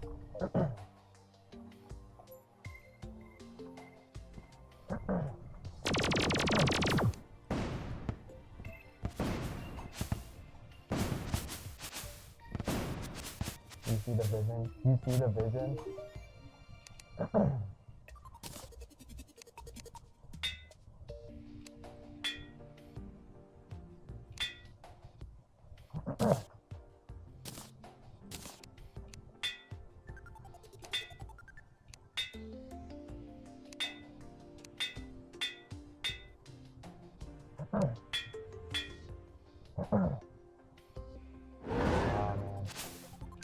Food is important.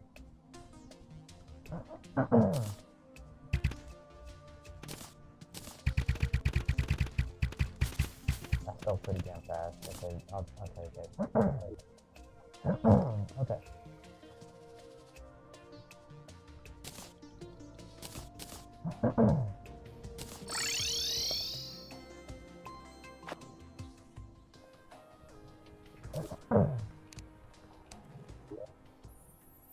Excuse me?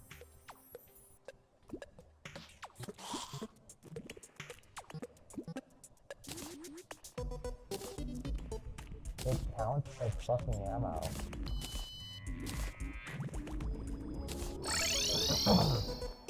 It counts as fucking ammo. What do you mean?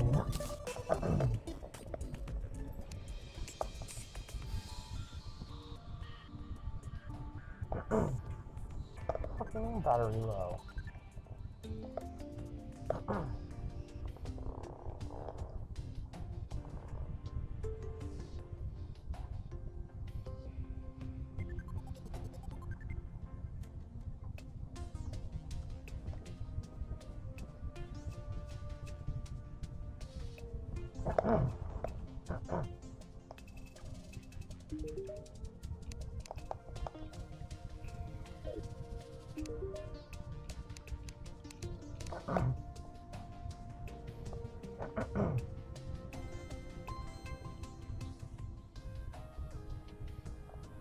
And now this fucker is not going to sell it. Yes, he is. I'm just fucking blind.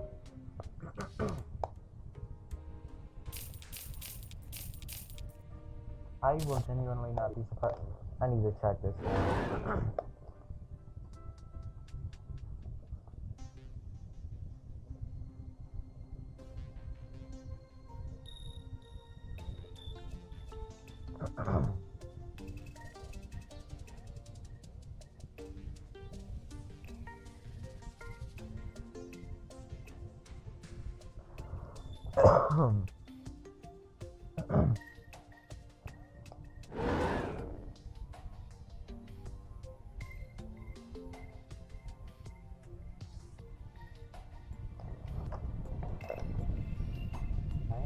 So fucking blind.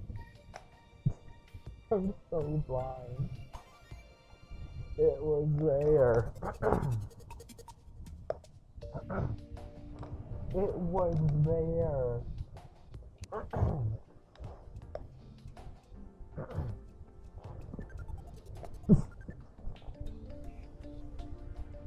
Oh Oh my god.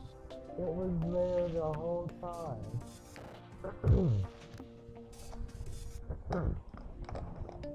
Oh my god, I am such a fucking dunce.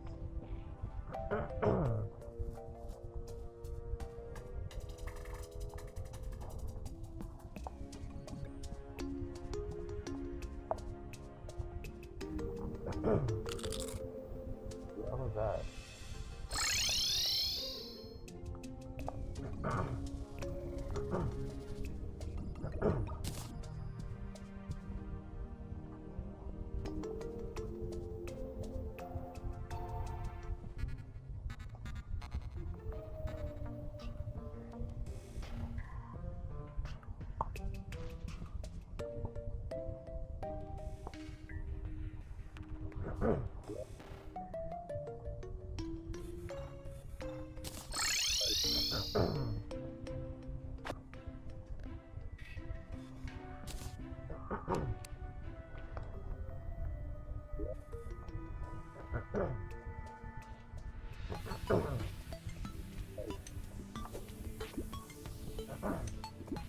Please don't spawn 5 deep fish rounds.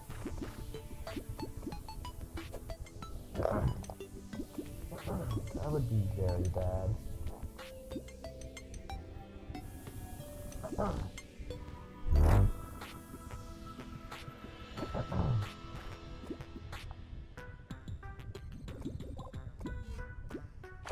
I thought maybe like...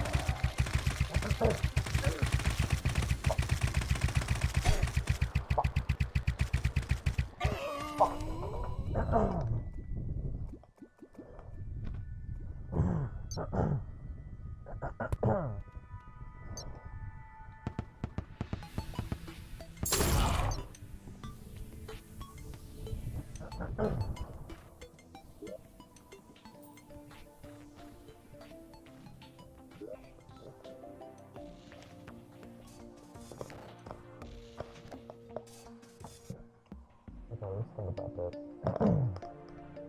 Maybe...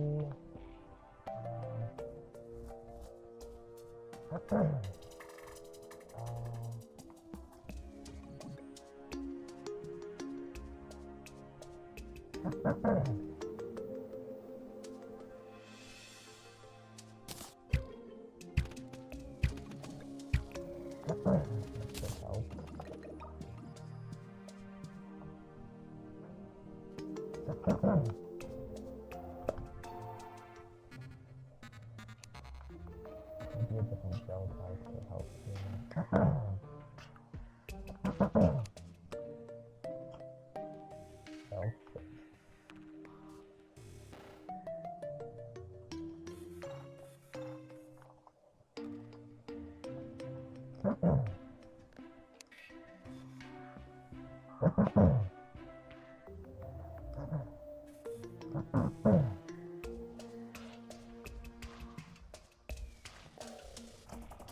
That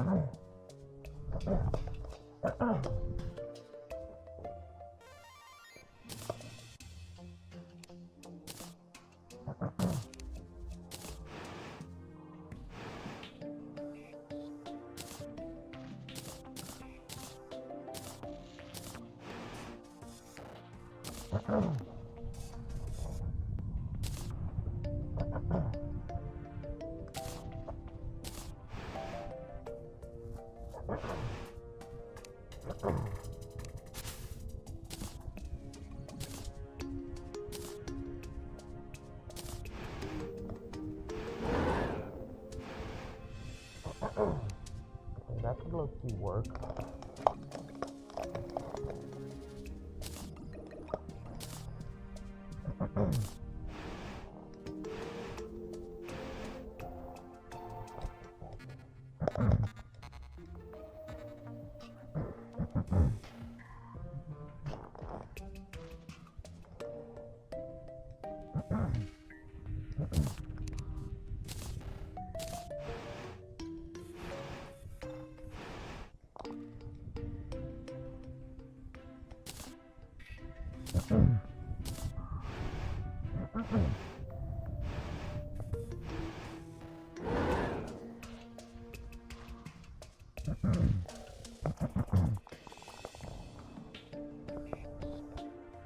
Let's go with that.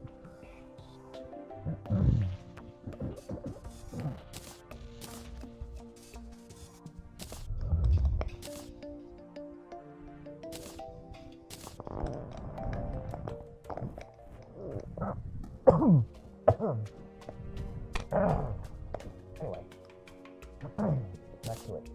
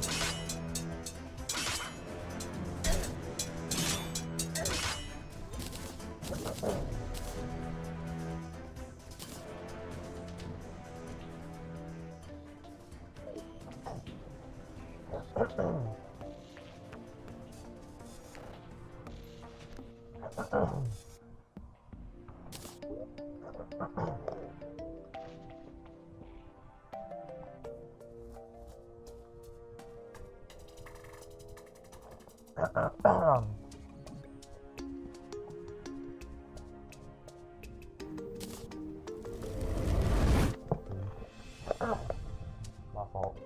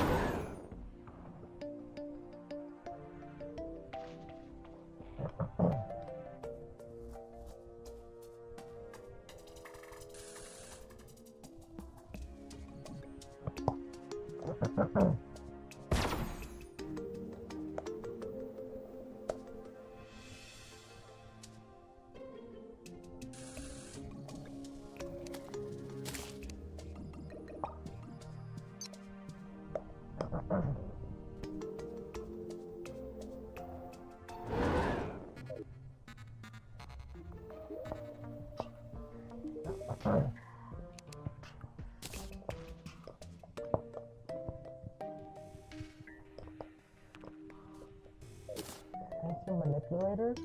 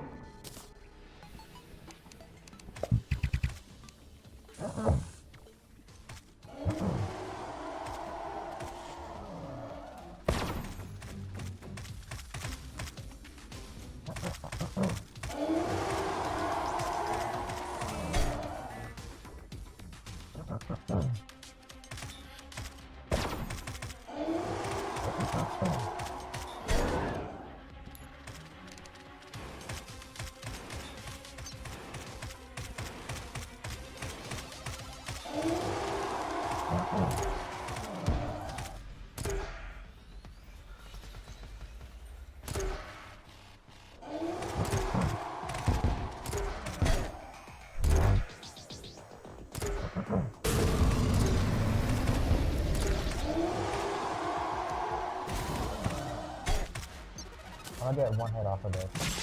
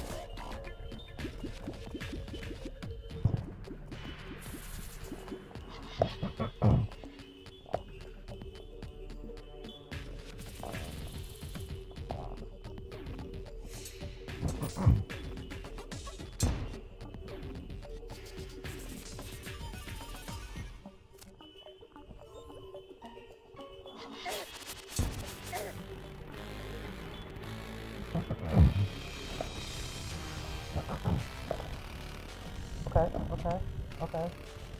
Okay, why is this to be born as an insect? Ooh.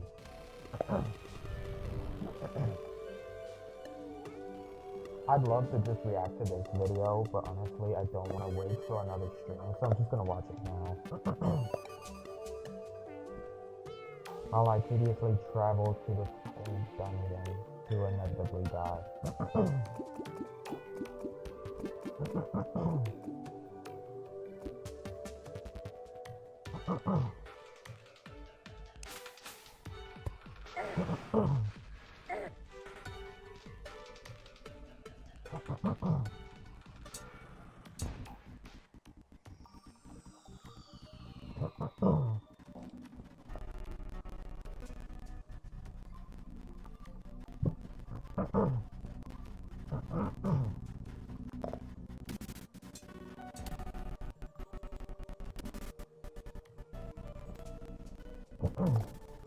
Bro,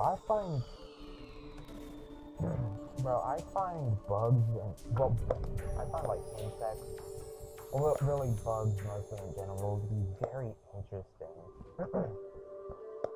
like, like a good bit of the time, like, some of them are hive minds, like ants, and I just find it so interesting that they're able to coexist into this, like, perfect functioning sort of society, almost like us, in a way.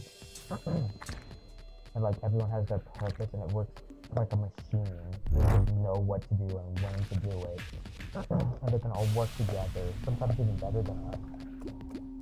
Like, and then there's like other species like bees and stuff that do similar things like that. I just find that like so interesting.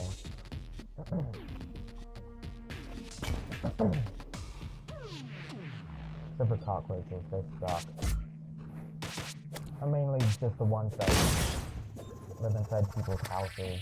Or some bottom feeders.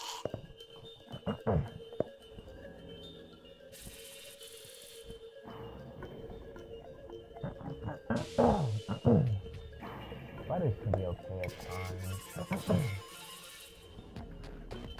I don't really freak out when I see a spider in my house. Because I know, like, hey, it's just chilling, it's just living its life. It's not gonna do nothing to me. I ain't got nothing to fear, because I live in the great US of A, so I don't gotta worry about much. I mean, they're more scared of me than... Well, I'm not really scared of it, I'm just scared of me in general. I ain't got nothing to worry about, so, like, yeah. I can let it go on its merry way. Now, if I ever find a cockroach in my house, which is very unlikely, it's on site. It is on site.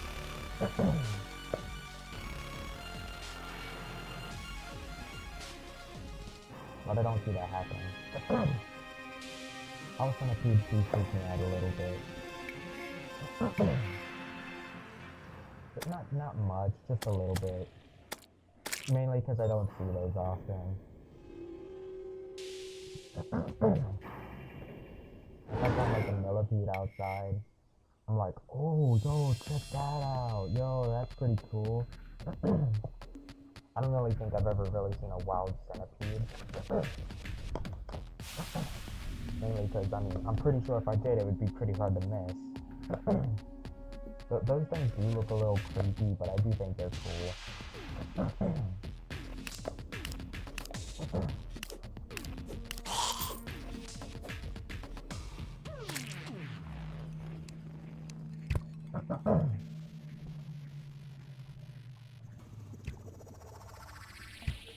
You're gonna regret ever joining this cult.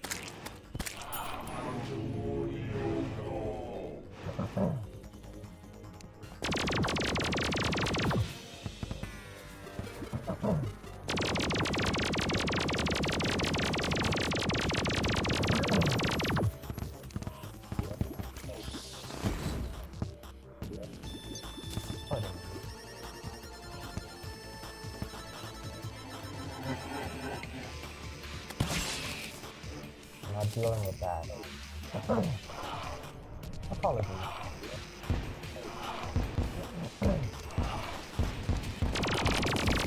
In fact, every time a team respawns, I'm gonna get on it.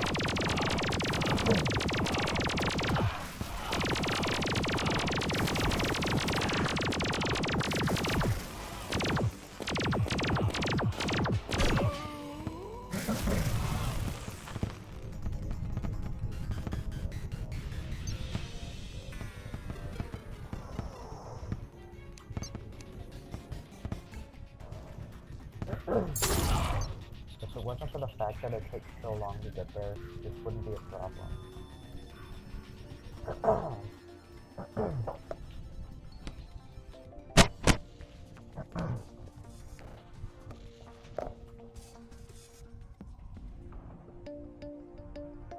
I just got an idea. Okay, let me see what this is compared to it. Okay, that wouldn't work. Unless we did it on this side, which could be fine. Cover this easier if I just went through the dungeon.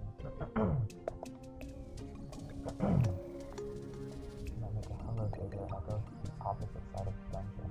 Right over here, and I put it down that way it's easier to access from the bottom of.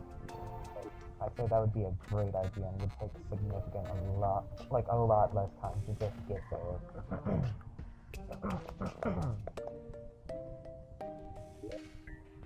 And that might help this out at least a little bit, and I suspect I have absolutely no dynamite. I suspect that I can't fucking spell dynamite. I just took a fucking screenshot. And I just, god damn it. Yep. Where did I get that?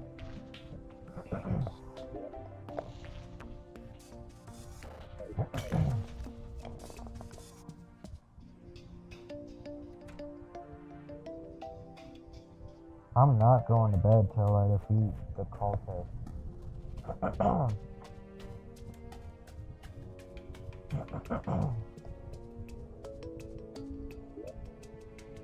Hopefully I don't have to go spiteful again.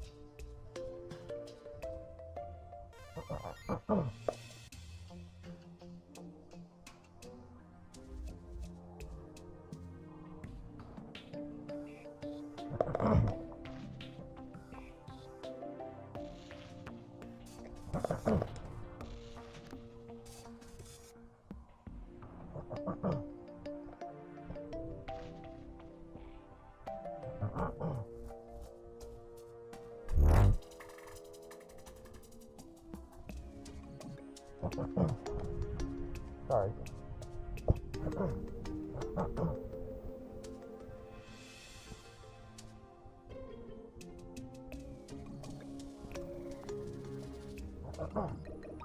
I'm getting way too distracted by this startup video.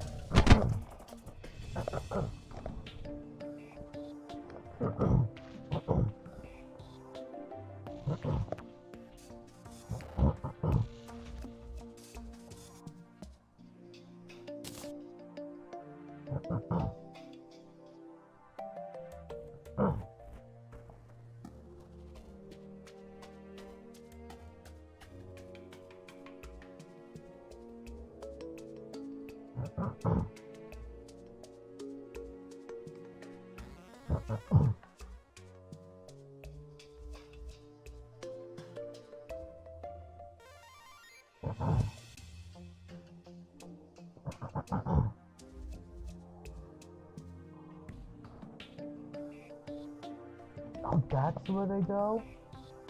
Oh, I always wondered where bees and like wasps and bugs like that always went during the winter because you don't see them. They just go underground. Bro, that's what I don't get. How don't like animals or bugs like that starve to death during hibernation?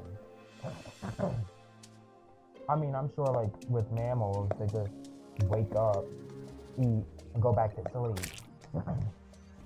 Like that's probably what they do. But like bugs, they're on the ground. Like are they just, yo, I'm not hungry right now. I don't need to eat. I'm gonna go back to sleep. Like is that what they do? I'm just asking a real question, man.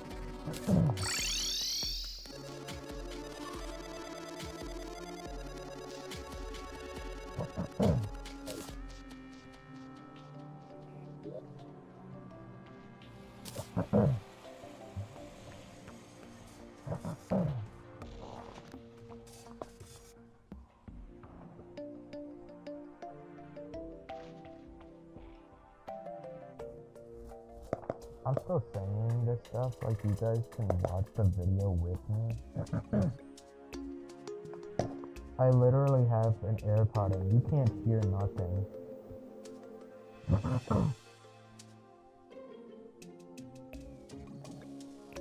Yo, wait, hold up.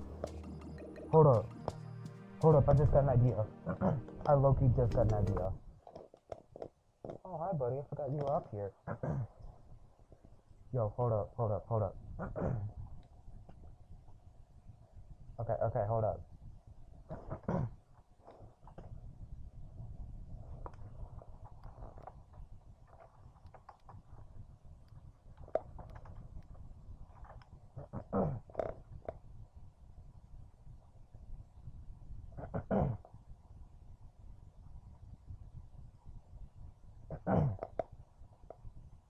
Your larval body is soft Hold up. No, not theater mode. and weak. Okay. You don't move and you don't eat on your own. Then a worker comes. Yes, and then we take this. Will it follow me?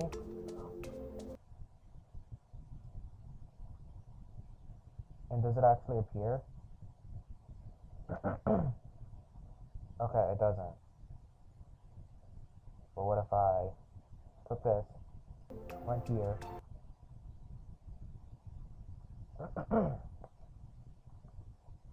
yo, hold up.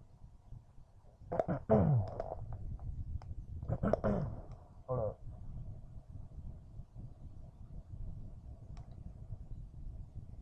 Hold up.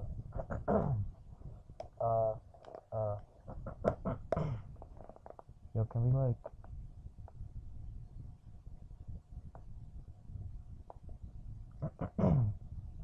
Yo.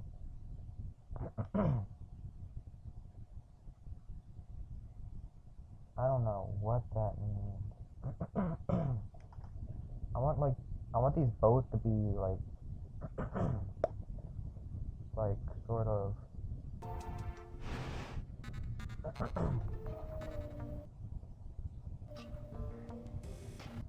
She holds chewed up food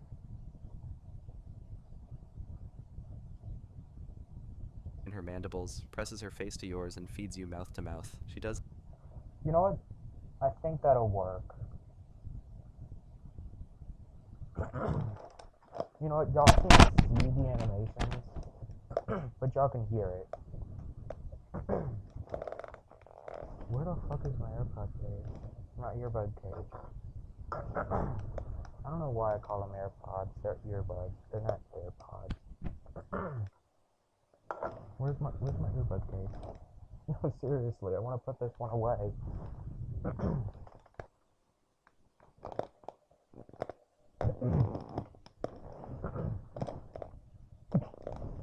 Bruh.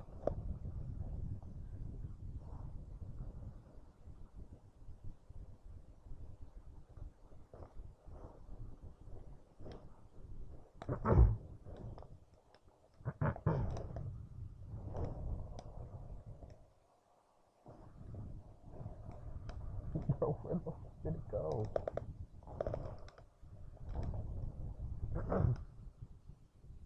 Oh, you know what? It might be downstairs, low key. Yeah, yo, hold up.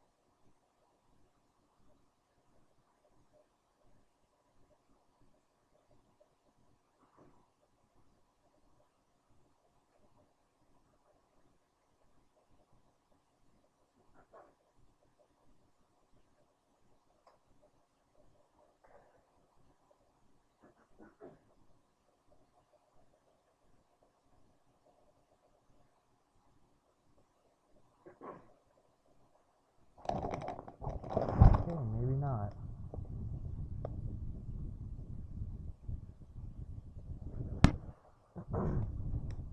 Good point, I brought it up. Oh, there it is. I'm telling y'all, I'm blind. I am telling y'all, I am blind. I gotta be.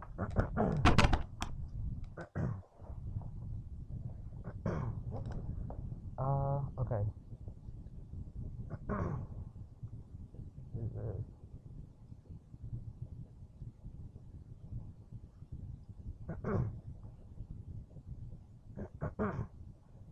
Okay.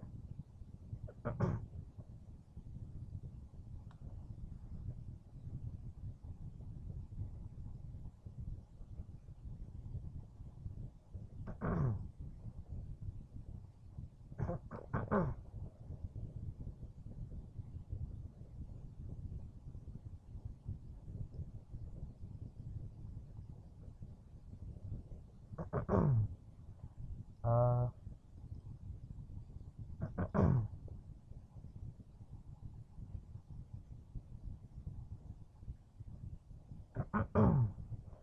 Okay, I don't know what I'm doing.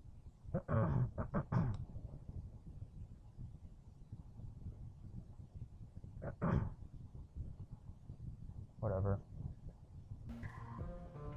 Does it again and again, over a few weeks, and so do the others. They circle constantly, grooming your body, adjusting the walls of your cell, defending the chamber entrance from anything that isn't part of the colony. You grow quickly, your skin stretches, then it splits and you break free. You crawl out of the shell and stand for the first time. You're a fully grown slaver ant. Dozens of Formica workers move around you. One of them walks past, turns slightly, and feeds you again. Even now you wouldn't survive without them, because your species doesn't know any basic things that ants should be able to do, like finding food or raising your young.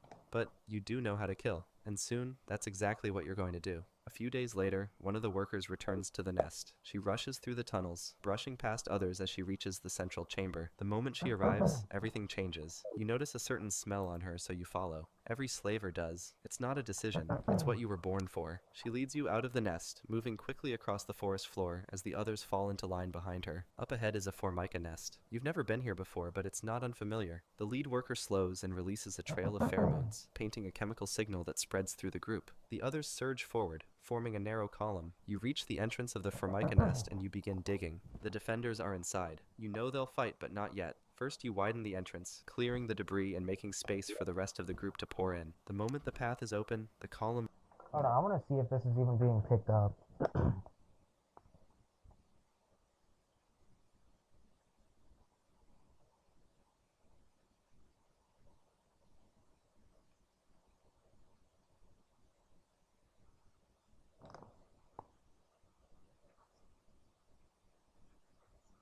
Yeah, it is. It is. We're good.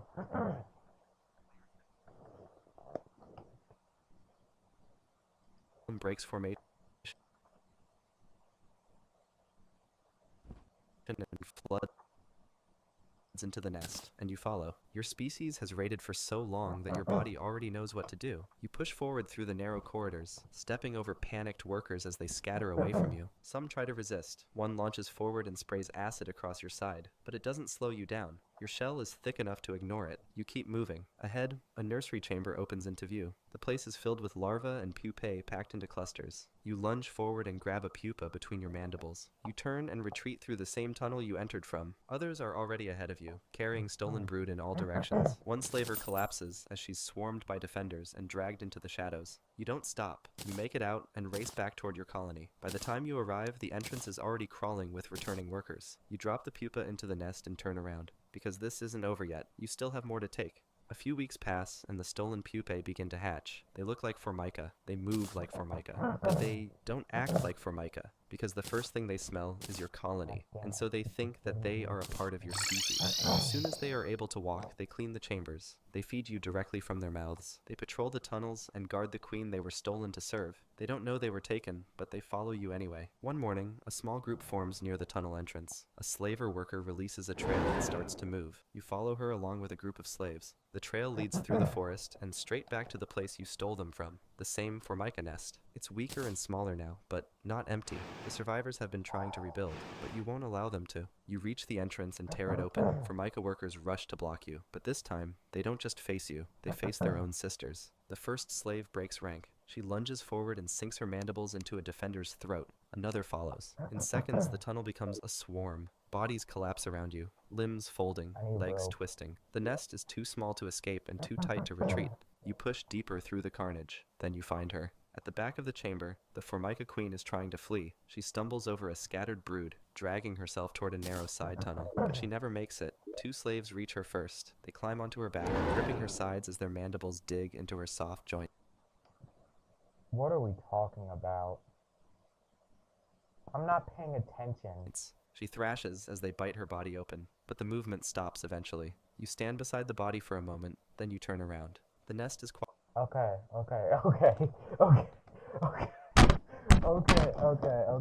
I'm so dumb. I'm dumb. Hold up. I gotta turn this up so I can actually fucking hear it.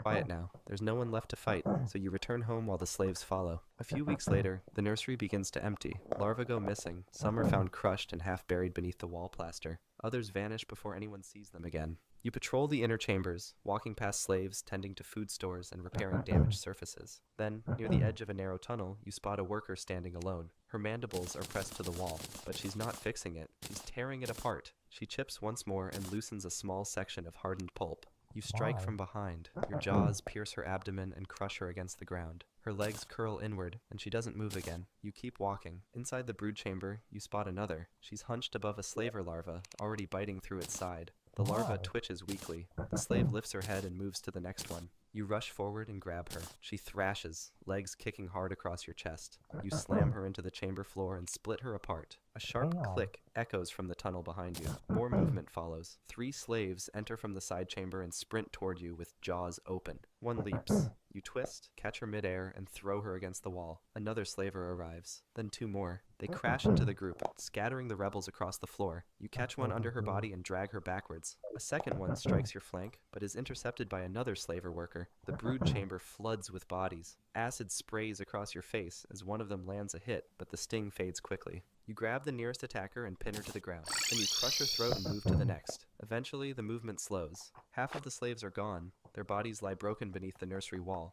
You step over what's left of them and return to the tunnel. The rebellion ends where it started. At 1 month old, your colony is smaller. The larvae are hungry, the walls are cracked, and there aren't enough slaves to fix it. So you gather what workers remain and prepare another raid. The scout leads you out early, releasing a weak trail that fades faster than usual. You follow anyway. The forest is quiet, but the scent she's left behind cuts straight through the damp air and leads you toward a nest built deeper into the ground. You don't know the colony, but it smells like formica. You reach the entrance and start to dig. The opening resists, packed tight with soil and debris. You clear it quickly. Then the slavers rush forward and pour inside. But this time, the defenders don't run. They're already waiting in formation. This isn't the formica you're used to. This is Formica rufa, the red wood ant. Nearly twice your size and bred for combat. The first impact hits before you even reach the nursery. One of them slams into a worker beside you and crushes her mid-stride. You strike back, but she doesn't flinch. Her mandibles shear through your front leg and keep going. The tunnel narrows, but they keep coming. Another wave presses through. Your column begins to collapse. The slavers break formation, and the retreat begins, but there's no space to turn. Bodies block the exit. You see another worker pulled under by 3 defenders, her shell cracking open as they tear her apart. You force your way through the chaos, pushing past collapsed brood and fallen allies. By the time you reach daylight, most of your column is gone. 3/4 of the raiding force never make it back. As time passes, your colony is getting desperate, so the queen leaves the chamber. She's never done that before. She walks through the tunnels. It's like...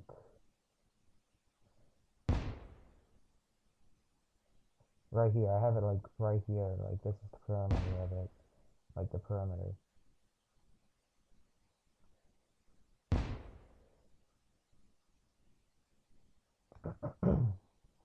Her antenna twitching. You and a small group of slavers fall in around her, forming a loose escort as she pushes toward the exit. The trail leads to another formica nest, not far. You've raided it before. This time, the queen enters with you. As the fighting starts, she breaks from the group and slips down a side tunnel. The defenders are busy. They don't see her pass. You keep fighting while she disappears into the dark. At the back of the nest, she finds what she came for. The formica queen is still alive, surrounded by brood, flanked by guards. But it doesn't matter. The slaver queen lunges forward and clamps down on her throat. The formica workers scatter. She doesn't stop until the body is still. Then she licks the corpse and smears the queen's scent across her own body. By the time the workers return, she smells right, so they don't question it. They accept her and the nest is hers now. But not every queen uses an escort. Some raid alone. They crawl into a nest and release chemicals so strong they trigger panic. The defenders drop their brood and flee through the tunnels, and while the chaos unfolds, the queen finds the royal chamber and kills the formica queen herself. If there's more than one, she must find them all, because if even one queen survives, the nest rejects her. But if they're all dead, then the scent is hers, and so is the colony. Skip forward a few weeks, and the air in the nest changes. The workers stop working. The tunnels feel different. Something is about to happen. Then they hatch. The males. You see them crawling out of their cells one by one. Their bodies are thinner than yours. Their antennas are longer. Their legs shake slightly as they walk. The workers bring them food once, just enough to keep them moving. Then the males walk toward the surface and leave. They don't come back. Above ground, hundreds of them scatter into the air, searching for queens. Some find them, but most of them don't. Birds catch them mid-flight. Spiders take them from the grass. The rest fall somewhere and never get up again. You watch one of them rise through the entrance. His wings flick once, and then he's gone.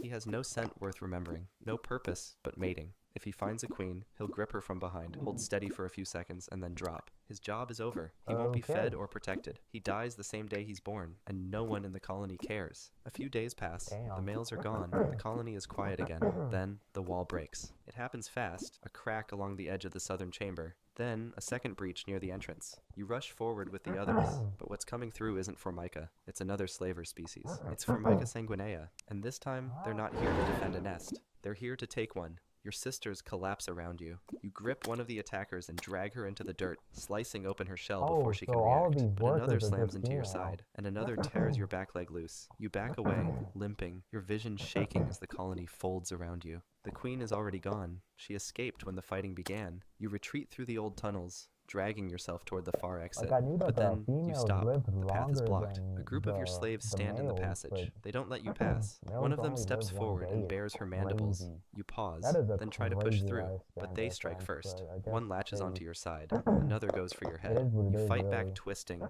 tearing one of them free. But the rest pull you down. Your shell splits, your legs fold, and the last thing you see is the colony collapsing behind you. Not from the outside, but from within. That was the slaver ant. Now meet the wasp mantid fly, born as a parasite and trained to they look ambush. cool. You break out of the egg as a larva. A few days ago, your mother picked up your dad's white glue off a leaf and used it to fertilize hundreds of eggs scattered through the forest. And now you crawl over the others that hatch Are you just beside you and calling climb it up the white stem glue, to or look is for that something just the moving. Your scientific current mission term is for to it? hijack a spider, kill anything in your way, and evolve into something else entirely. After a couple minutes of waiting, a spider walks past. You jump and land on its back, but it's the wrong kind. It's too small for you. It wipes you off with one leg and keeps walking. You hit the ground, roll once, and crawl under a leaf. A few minutes later, another spider passes. This one is much heavier and slower. Her abdomen is round and full of baby spiders. A perfect opportunity. You jump again and land behind her rear leg, right between the soft plates. Your claws lock in, and luckily she doesn't notice. You stay hidden while she walks, grooms, and spins short threads across the branches. A couple days later, she climbs into a narrow gap between two rocks. It's a dry, hidden space, just wide enough for her body. She cleans the surface, then starts building. You hold your place while she weaves the sack,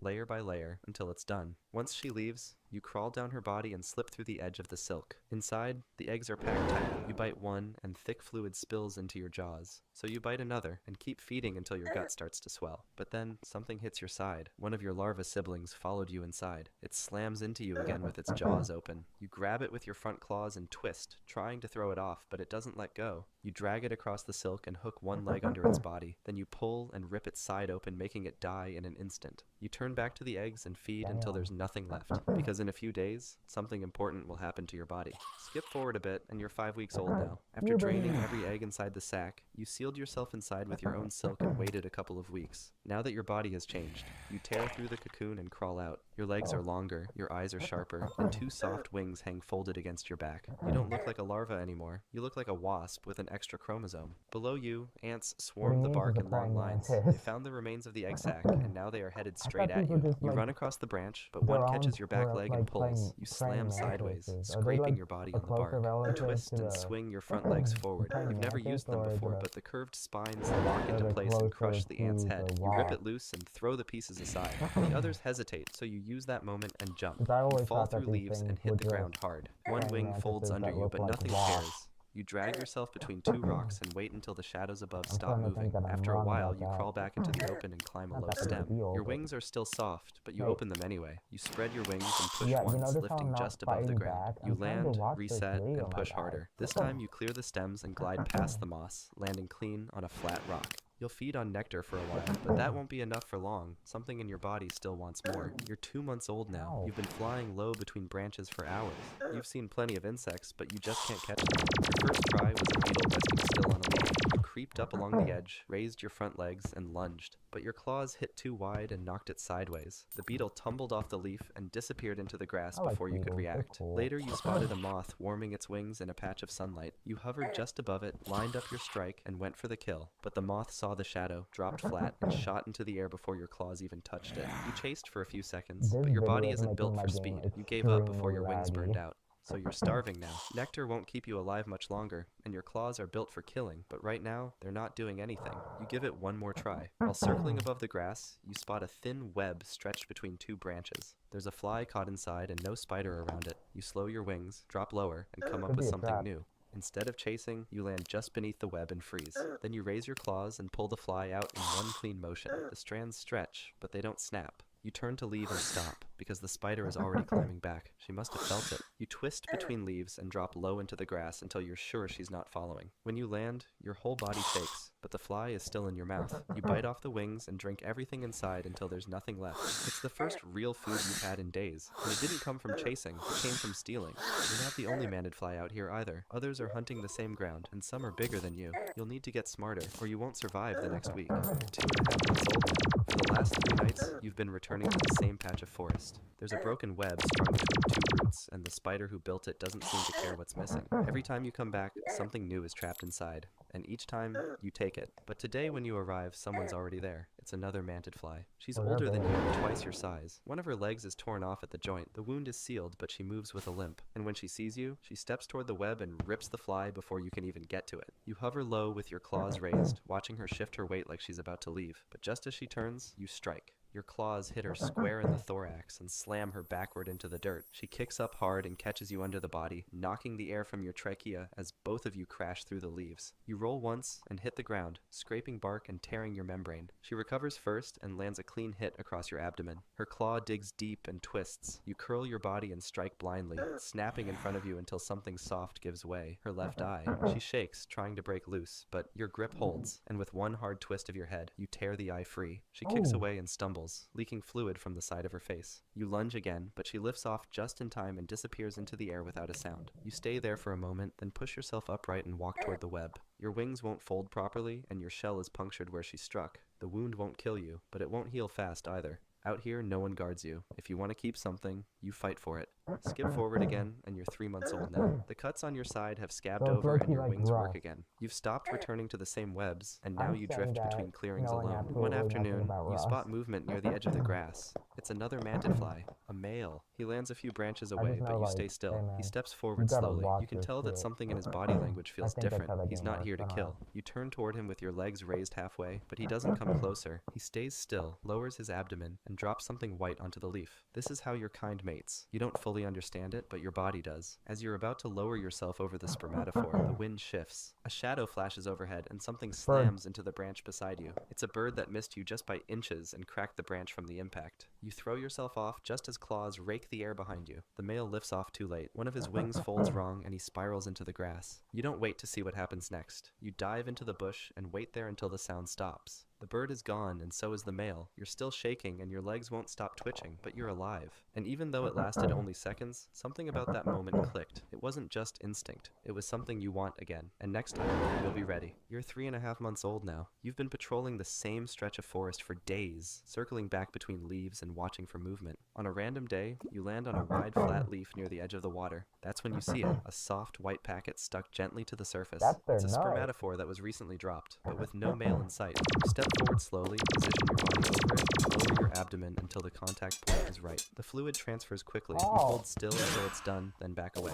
You don't feel different, but something inside you changes. You climb the nearest tree and stop halfway up the branch. Then you start laying. Each egg presses into place with perfect spacing, one after the next with its own perfect gap. You fly up and turn to check your line. It's super precise. As you're about to leave, you hear a buzzing sound behind your back. You land and stay still as a wasp circles overhead. She loops once, then again, slowing each time. Her wings tilt slightly as she angles in, scanning you from the side. You hold still with your legs braced and wings tucked low. Your black and yellow pattern matches hers almost perfectly. She lingers a second longer, then pulls upward and glides out of the clearing. You've made it this far by copying every signal and holding your nerve when it mattered. But now it's more than mimicry. You feel like the thing even real wasps leave alone. You're 4 months old now. You fly lower than before with your claws angled forward and your eyes locked on the ground. You've stopped avoiding things. Now you're looking for them. Ahead, something twitches in a web stretched between 2 rocks. A lacewing. It's still alive, but not moving much. It's probably paralyzed. You don't see a spider nearby, so you move in. You land just beneath the web and reach up, easing your claws around the insect without shaking the strands. Then something hits the rock beside you. A spider jumps from the far edge and lands straight in your path. It spreads its legs, then lunges. You catch its face before it makes contact. Your claws wrap tight around the front of its body and one slips in under the eye. It jerks backward and flings you across the stone. You hit hard but recover fast, and before it can run, you leap again. This time you land on top of it. You clamp across the thorax and force it down. It shakes once, then breaks free and runs. You wait until it's gone,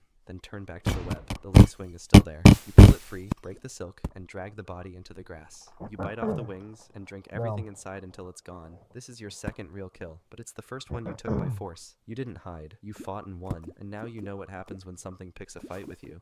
It loses. Skip forward a bit, and you're 4.5 months old now. The branch you laid your eggs on is still in place, and the bark is dotted with larval shapes that look just like you did months ago. You haven't eaten today, but you don't feel the urgency anymore. You land on a broad leaf in full sun and start cleaning your front legs. The spines are dulled from use, but still sharp enough to attack if needed. You fought spiders, killed your own, fed on real kills, and defended yourself from something much stronger than you. You've done everything your body was built to do. There's no threat in sight, just warm light and still air. Then, out of the corner of your vision, something rises through the grass. It's orange and much bigger than you. It's a hornet. You get into the position. You've done this before. You've locked your wings in place and mimicked every angle just right. It worked on wasps and even spiders, but this time, the attacker doesn't slow down. The shape slams into your chest before you can react. A stinger slips between your plates and drives deep, then pulls away just as fast. Your muscles don't respond. Your wings stay folded and you remain completely still as the venom moves through your body. There's nothing you can do anymore. You die in the exact pose that once kept you alive. Above you on the branch you used to guard, one of your eggs splits open, and something begins to crawl out.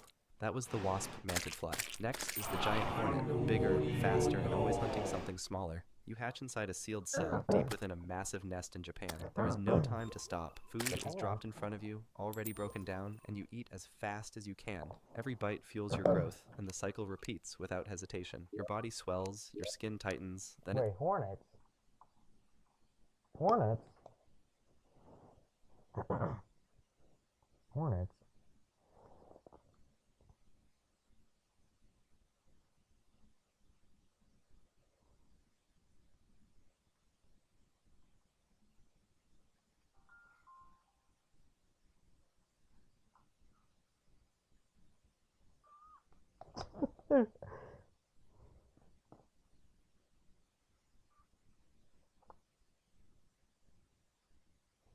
So, wait, we got hornets? We got...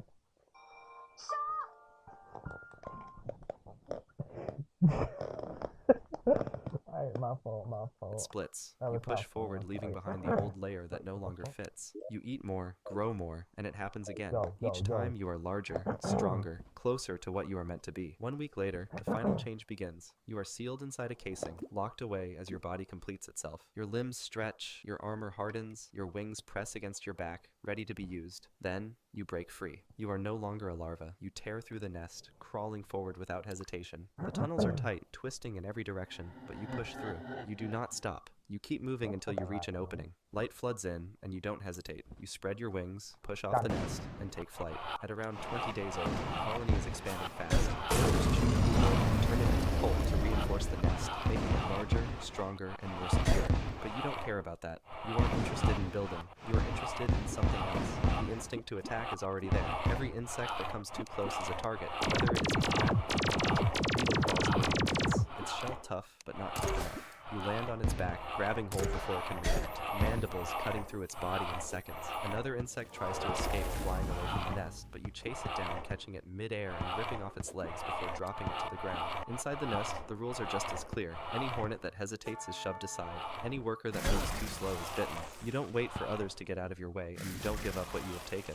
Weakness is not tolerated, and hesitation is not an option. The workers continue expanding the nest, but you are not one of them. You don't build, you don't repair, and you don't care about the structure of the colony itself. You are part of something bigger, not just another worker, but one of the forces that will control everything around this nest. The colony is growing, its numbers are increasing, and its presence is already being felt. Every insect that gets too close is either killed or driven away. Every wasp or bee that enters this territory is erased before it can fight back. The nest is not just expanding, it is taking over. At around 25 days old, hunting is no longer just about feeding the colony. The larvae inside the nest rely on a constant supply of protein, but that is not why you kill. You kill because it is instinct, something that does not need a reason. A praying mantis moves along a branch ahead of you, unaware that it has already lost. It is larger than the insects you have attacked before, strong enough to fight back, but that does not matter. You don't hesitate. You strike, slamming into its back and locking your legs around its body before it has time to react. It twists, trying to turn and raise its spiked forelegs, but you already know what is coming. Before it can strike, you bite down, sinking your mandibles into the back of its head and crushing through its exoskeleton with ease. It flails for a second, legs still kicking in an attempt to shake you off, but its movements are slowing. You bite again, harder this time, and the body goes limp. You don't eat it. You don't take it back to the nest. The larva would have fed on it, but that is not why you attacked. You were not driven by hunger, not by necessity, not by anything that could be explained with logic. This was simply what you were made for. Hornets don't collect nectar, they don't gather pollen, they don't exist to balance an ecosystem. They exist to hunt, to kill, and to dominate everything around them. The mantis was a predator, but it never stood a chance against you. Nothing does. Every attack sharpens your skills. Every kill proves that you are not just another insect in the colony. You are something faster, stronger, and more dominant than everything. You leave the body behind and take off because there will always be another colony. At around 30 days old, hunting single insects is no longer enough. The colony is growing, and so is its dominance. This time, the target is not just something to kill. It is something that must be erased. A wasp nest hangs from a thin branch. Its surface is crawling with workers tending to their fragile home.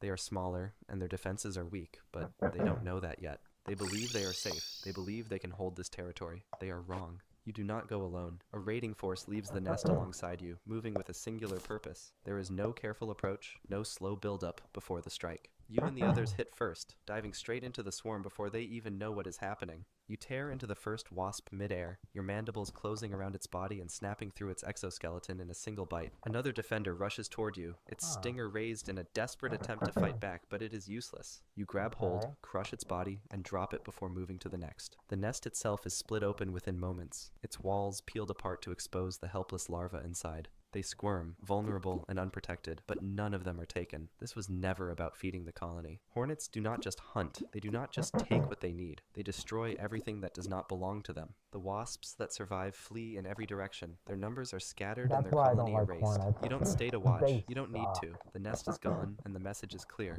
This place belongs to the hornets now. At around 40 days old, the colony is at its strongest, the numbers are rising, and its hunger is growing. The larvae demand more food, and small hunts are no longer enough. A larger source of protein is needed. A beehive. The hive is massive, swarming with thousands of workers, all moving with purpose, completely unaware that their time is running out. They have built this colony from nothing, protected it, filled it with honey, raised their young inside its walls, but none of it will matter. You take off with a raiding force of 30 hornets flying straight toward the hive without hesitation. There is no need to be careful. There is no need to hide. The bees are prey, and they just don't know it yet. The first defenders rush out in a desperate attempt to fight back, swarming toward you, their stingers raised, their movements quick, their defense instinctive. But it makes no difference. They latch onto you, stabbing again and again, but their stingers can't pierce your thick armor. You barely notice them. You bite through the first bee with a single snap of your mandibles, its body falling to the ground in pieces. Another tries to dodge, but you strike faster, grabbing hold and crushing it midair before moving to the next. The swarm thickens as more defenders pour out of the hive, filling the air with a chaotic buzz, but it is already over. A single hornet can kill 40 bees in a minute. The workers keep coming, wave after wave, but it is hopeless. The other hornets tear through them just as fast, their movements relentless, their jaws snapping through soft bodies without effort. The entrance to the hive is filling with corpses. The air is thick with the scent of crushed bodies, venom, and spilled honey. Within hours, the hive is silent. The last defenders are gone, their sacrifice meaningless. The walls have been ripped apart, the honeycombs have been shattered, and the whole entire structure has been broken. The larvae inside are still, waiting for food that will never come, but they are not left behind. Workers rush in and carry them away, dragging them back to the hornet nest, where they will serve a new purpose, as food for the next generation. The honey is untouched because you have no use for it. The hive is nothing now, just an empty shell. This was not a battle, not even a hunt. It was an extermination. At around 2 months old, nothing in your territory is safe. Insects flee at the sight of you. Smaller colonies have been destroyed, and even the once busy beehives now sit empty. But not everything is a target. Some creatures are too large, too different, too irrelevant to bother with. Humans are one of them. You are not hunting, not searching for food. You are simply flying, moving through the air with no real purpose when something below catches your attention. A human, walking along a path, unaware that something is watching. They are large, far too big to be prey, but that does not matter. You descend. They don't see you at first, not until you pass just above their head, wings beating loud enough to make them freeze. Their body stiffens, their movement stops, their mind registering exactly what just came near them. They know what you are, and they know exactly what you are capable of. You hover for a moment, drifting just close enough to let them see you properly. You could strike, you could hurt them just a little, but you don't. You don't need to. Panic sets in, and they move. A step back, then another, then a sudden burst of speed as they break into a run, heading as far away as they can. You don't follow, you simply watch, satisfied with the reaction. At 3 months old, the colony is at its peak, and so are you. The smaller hunts are nothing now. The fight's too easy, the kill's too predictable. You are no longer just an insect hunter. You are something more, something that no longer limits itself to creatures with exoskeletons. Above the nest, a small bird perches on a low branch, pecking at the bark, searching for insects hidden beneath the surface. It flutters between branches, unaware that it has already crossed a line. The hornets below take notice. You take notice too. The bird is close, too close. It is fast, alert, and ready to take flight at any moment, but that will not save it.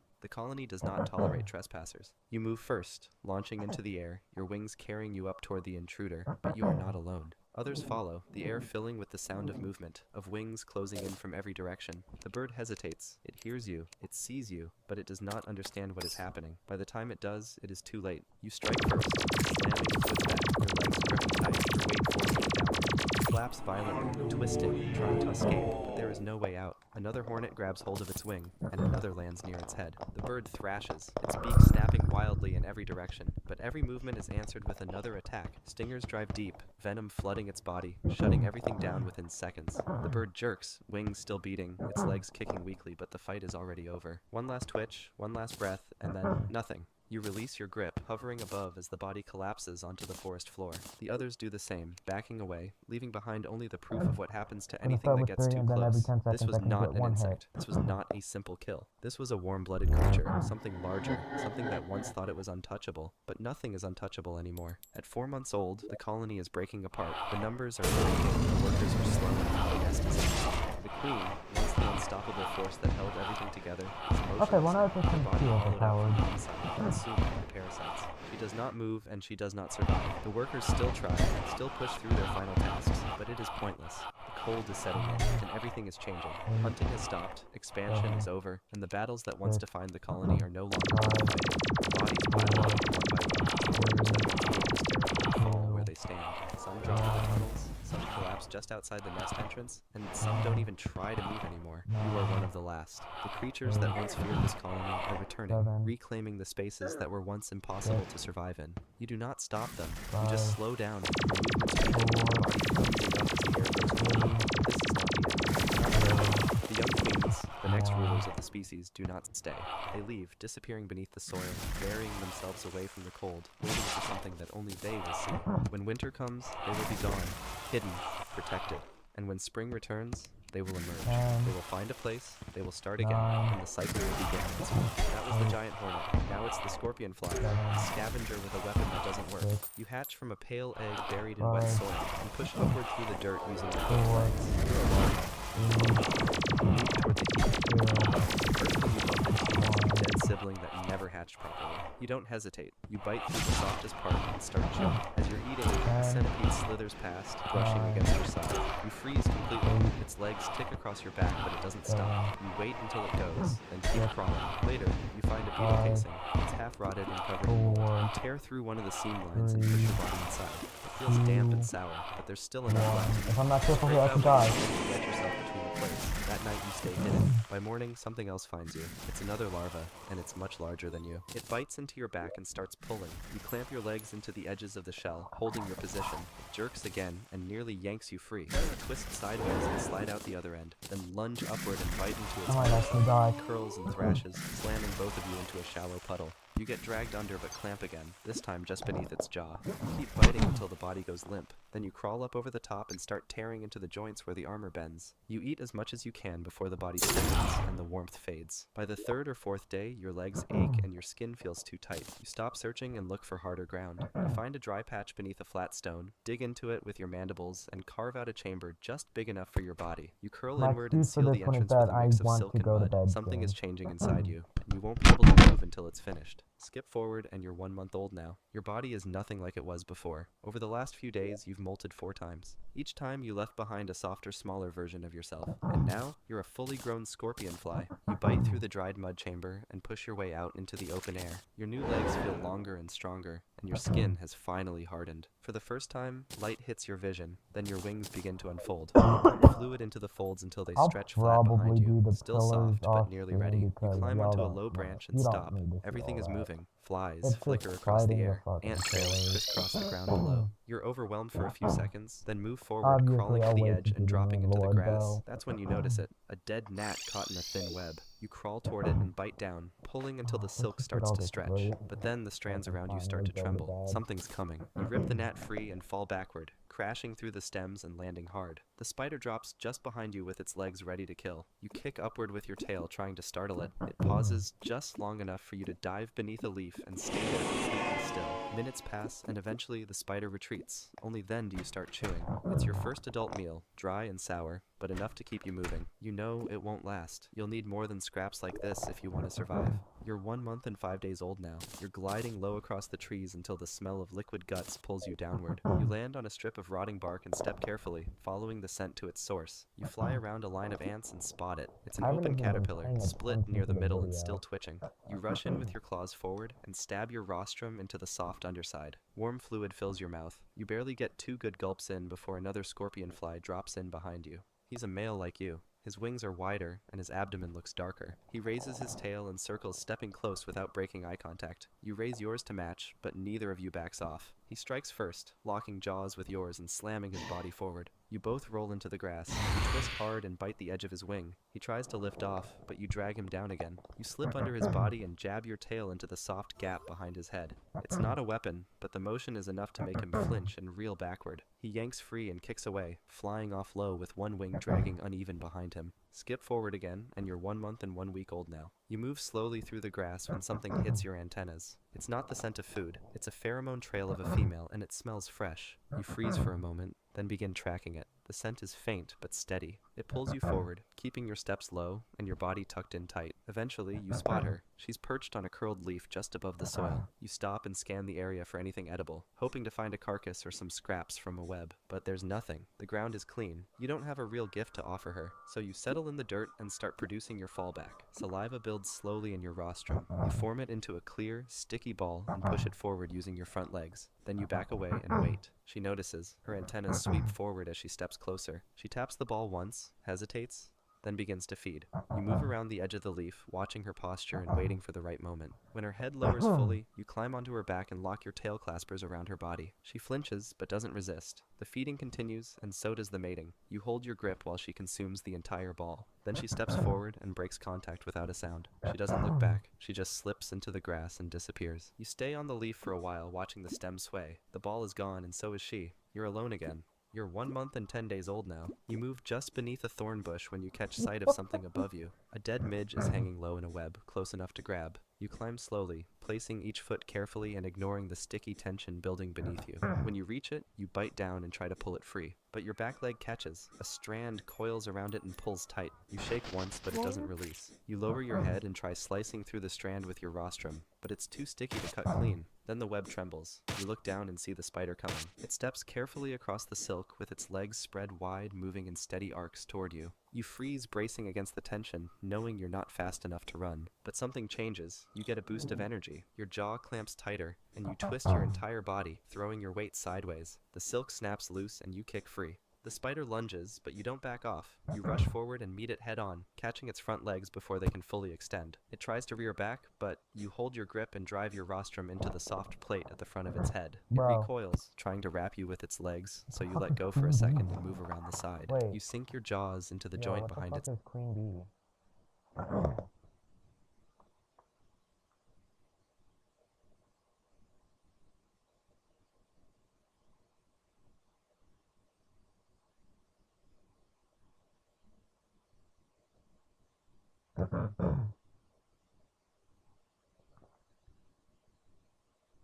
No, not that.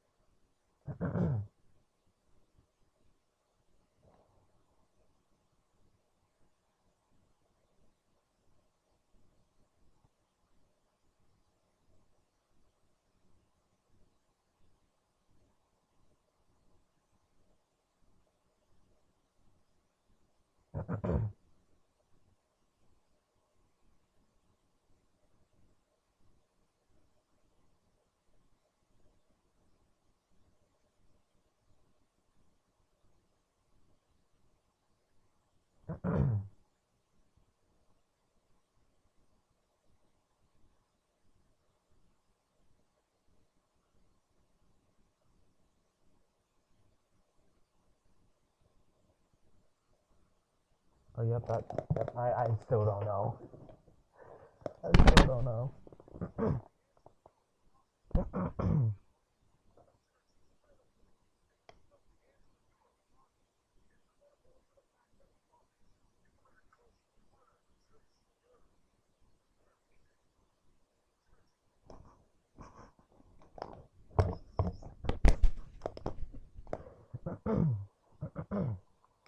Bro, what is this?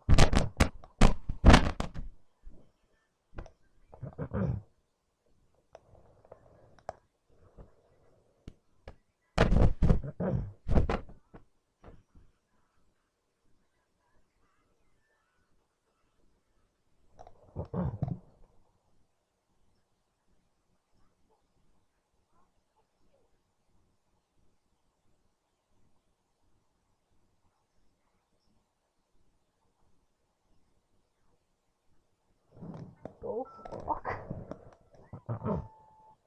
What is this?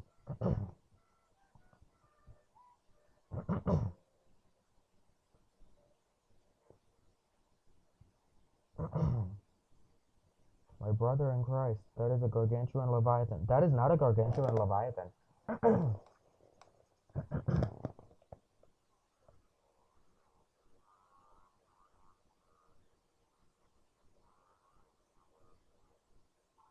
What?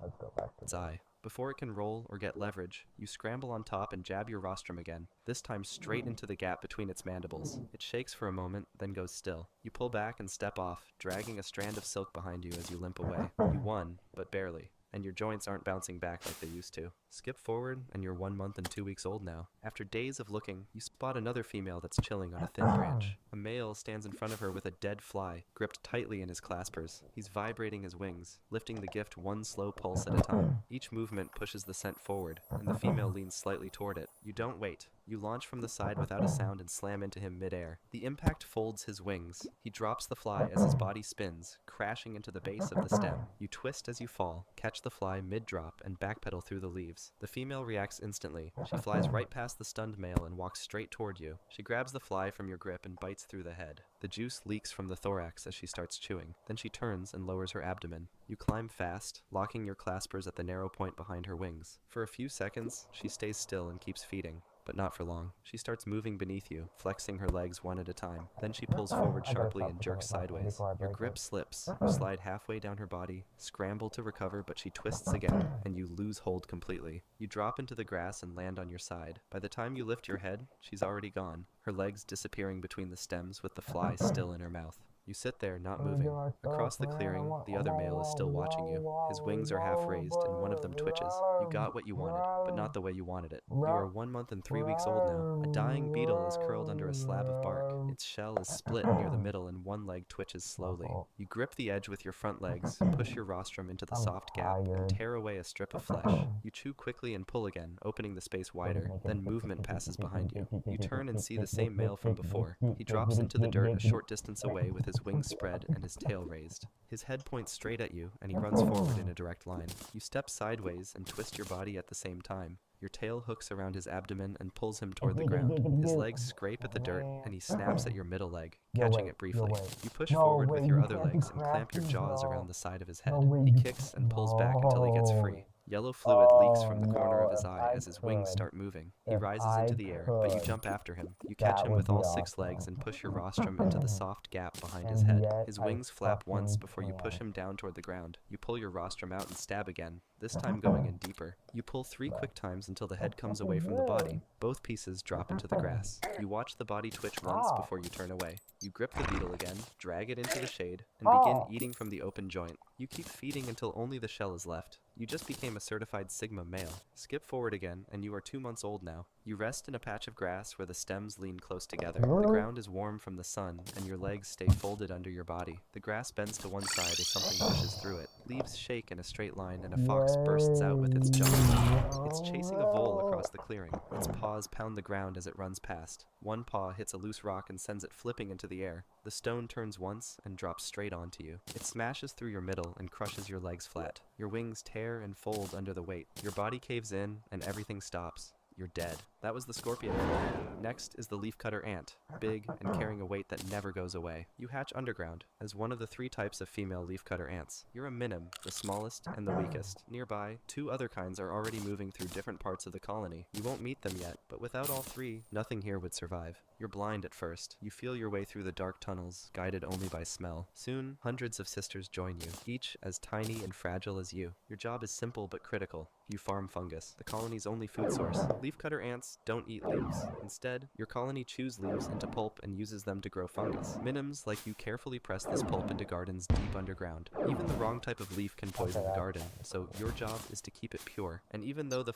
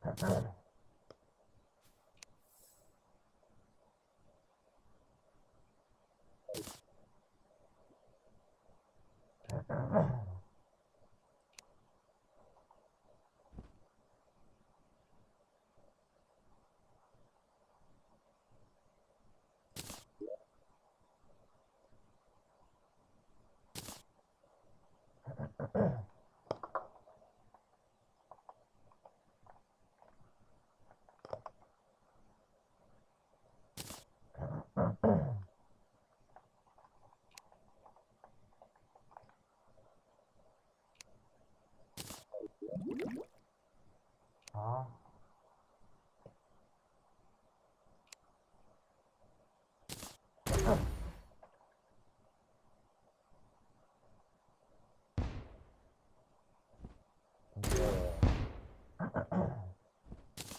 Alright, before I suffocate to death, we're gonna end it right here, cause...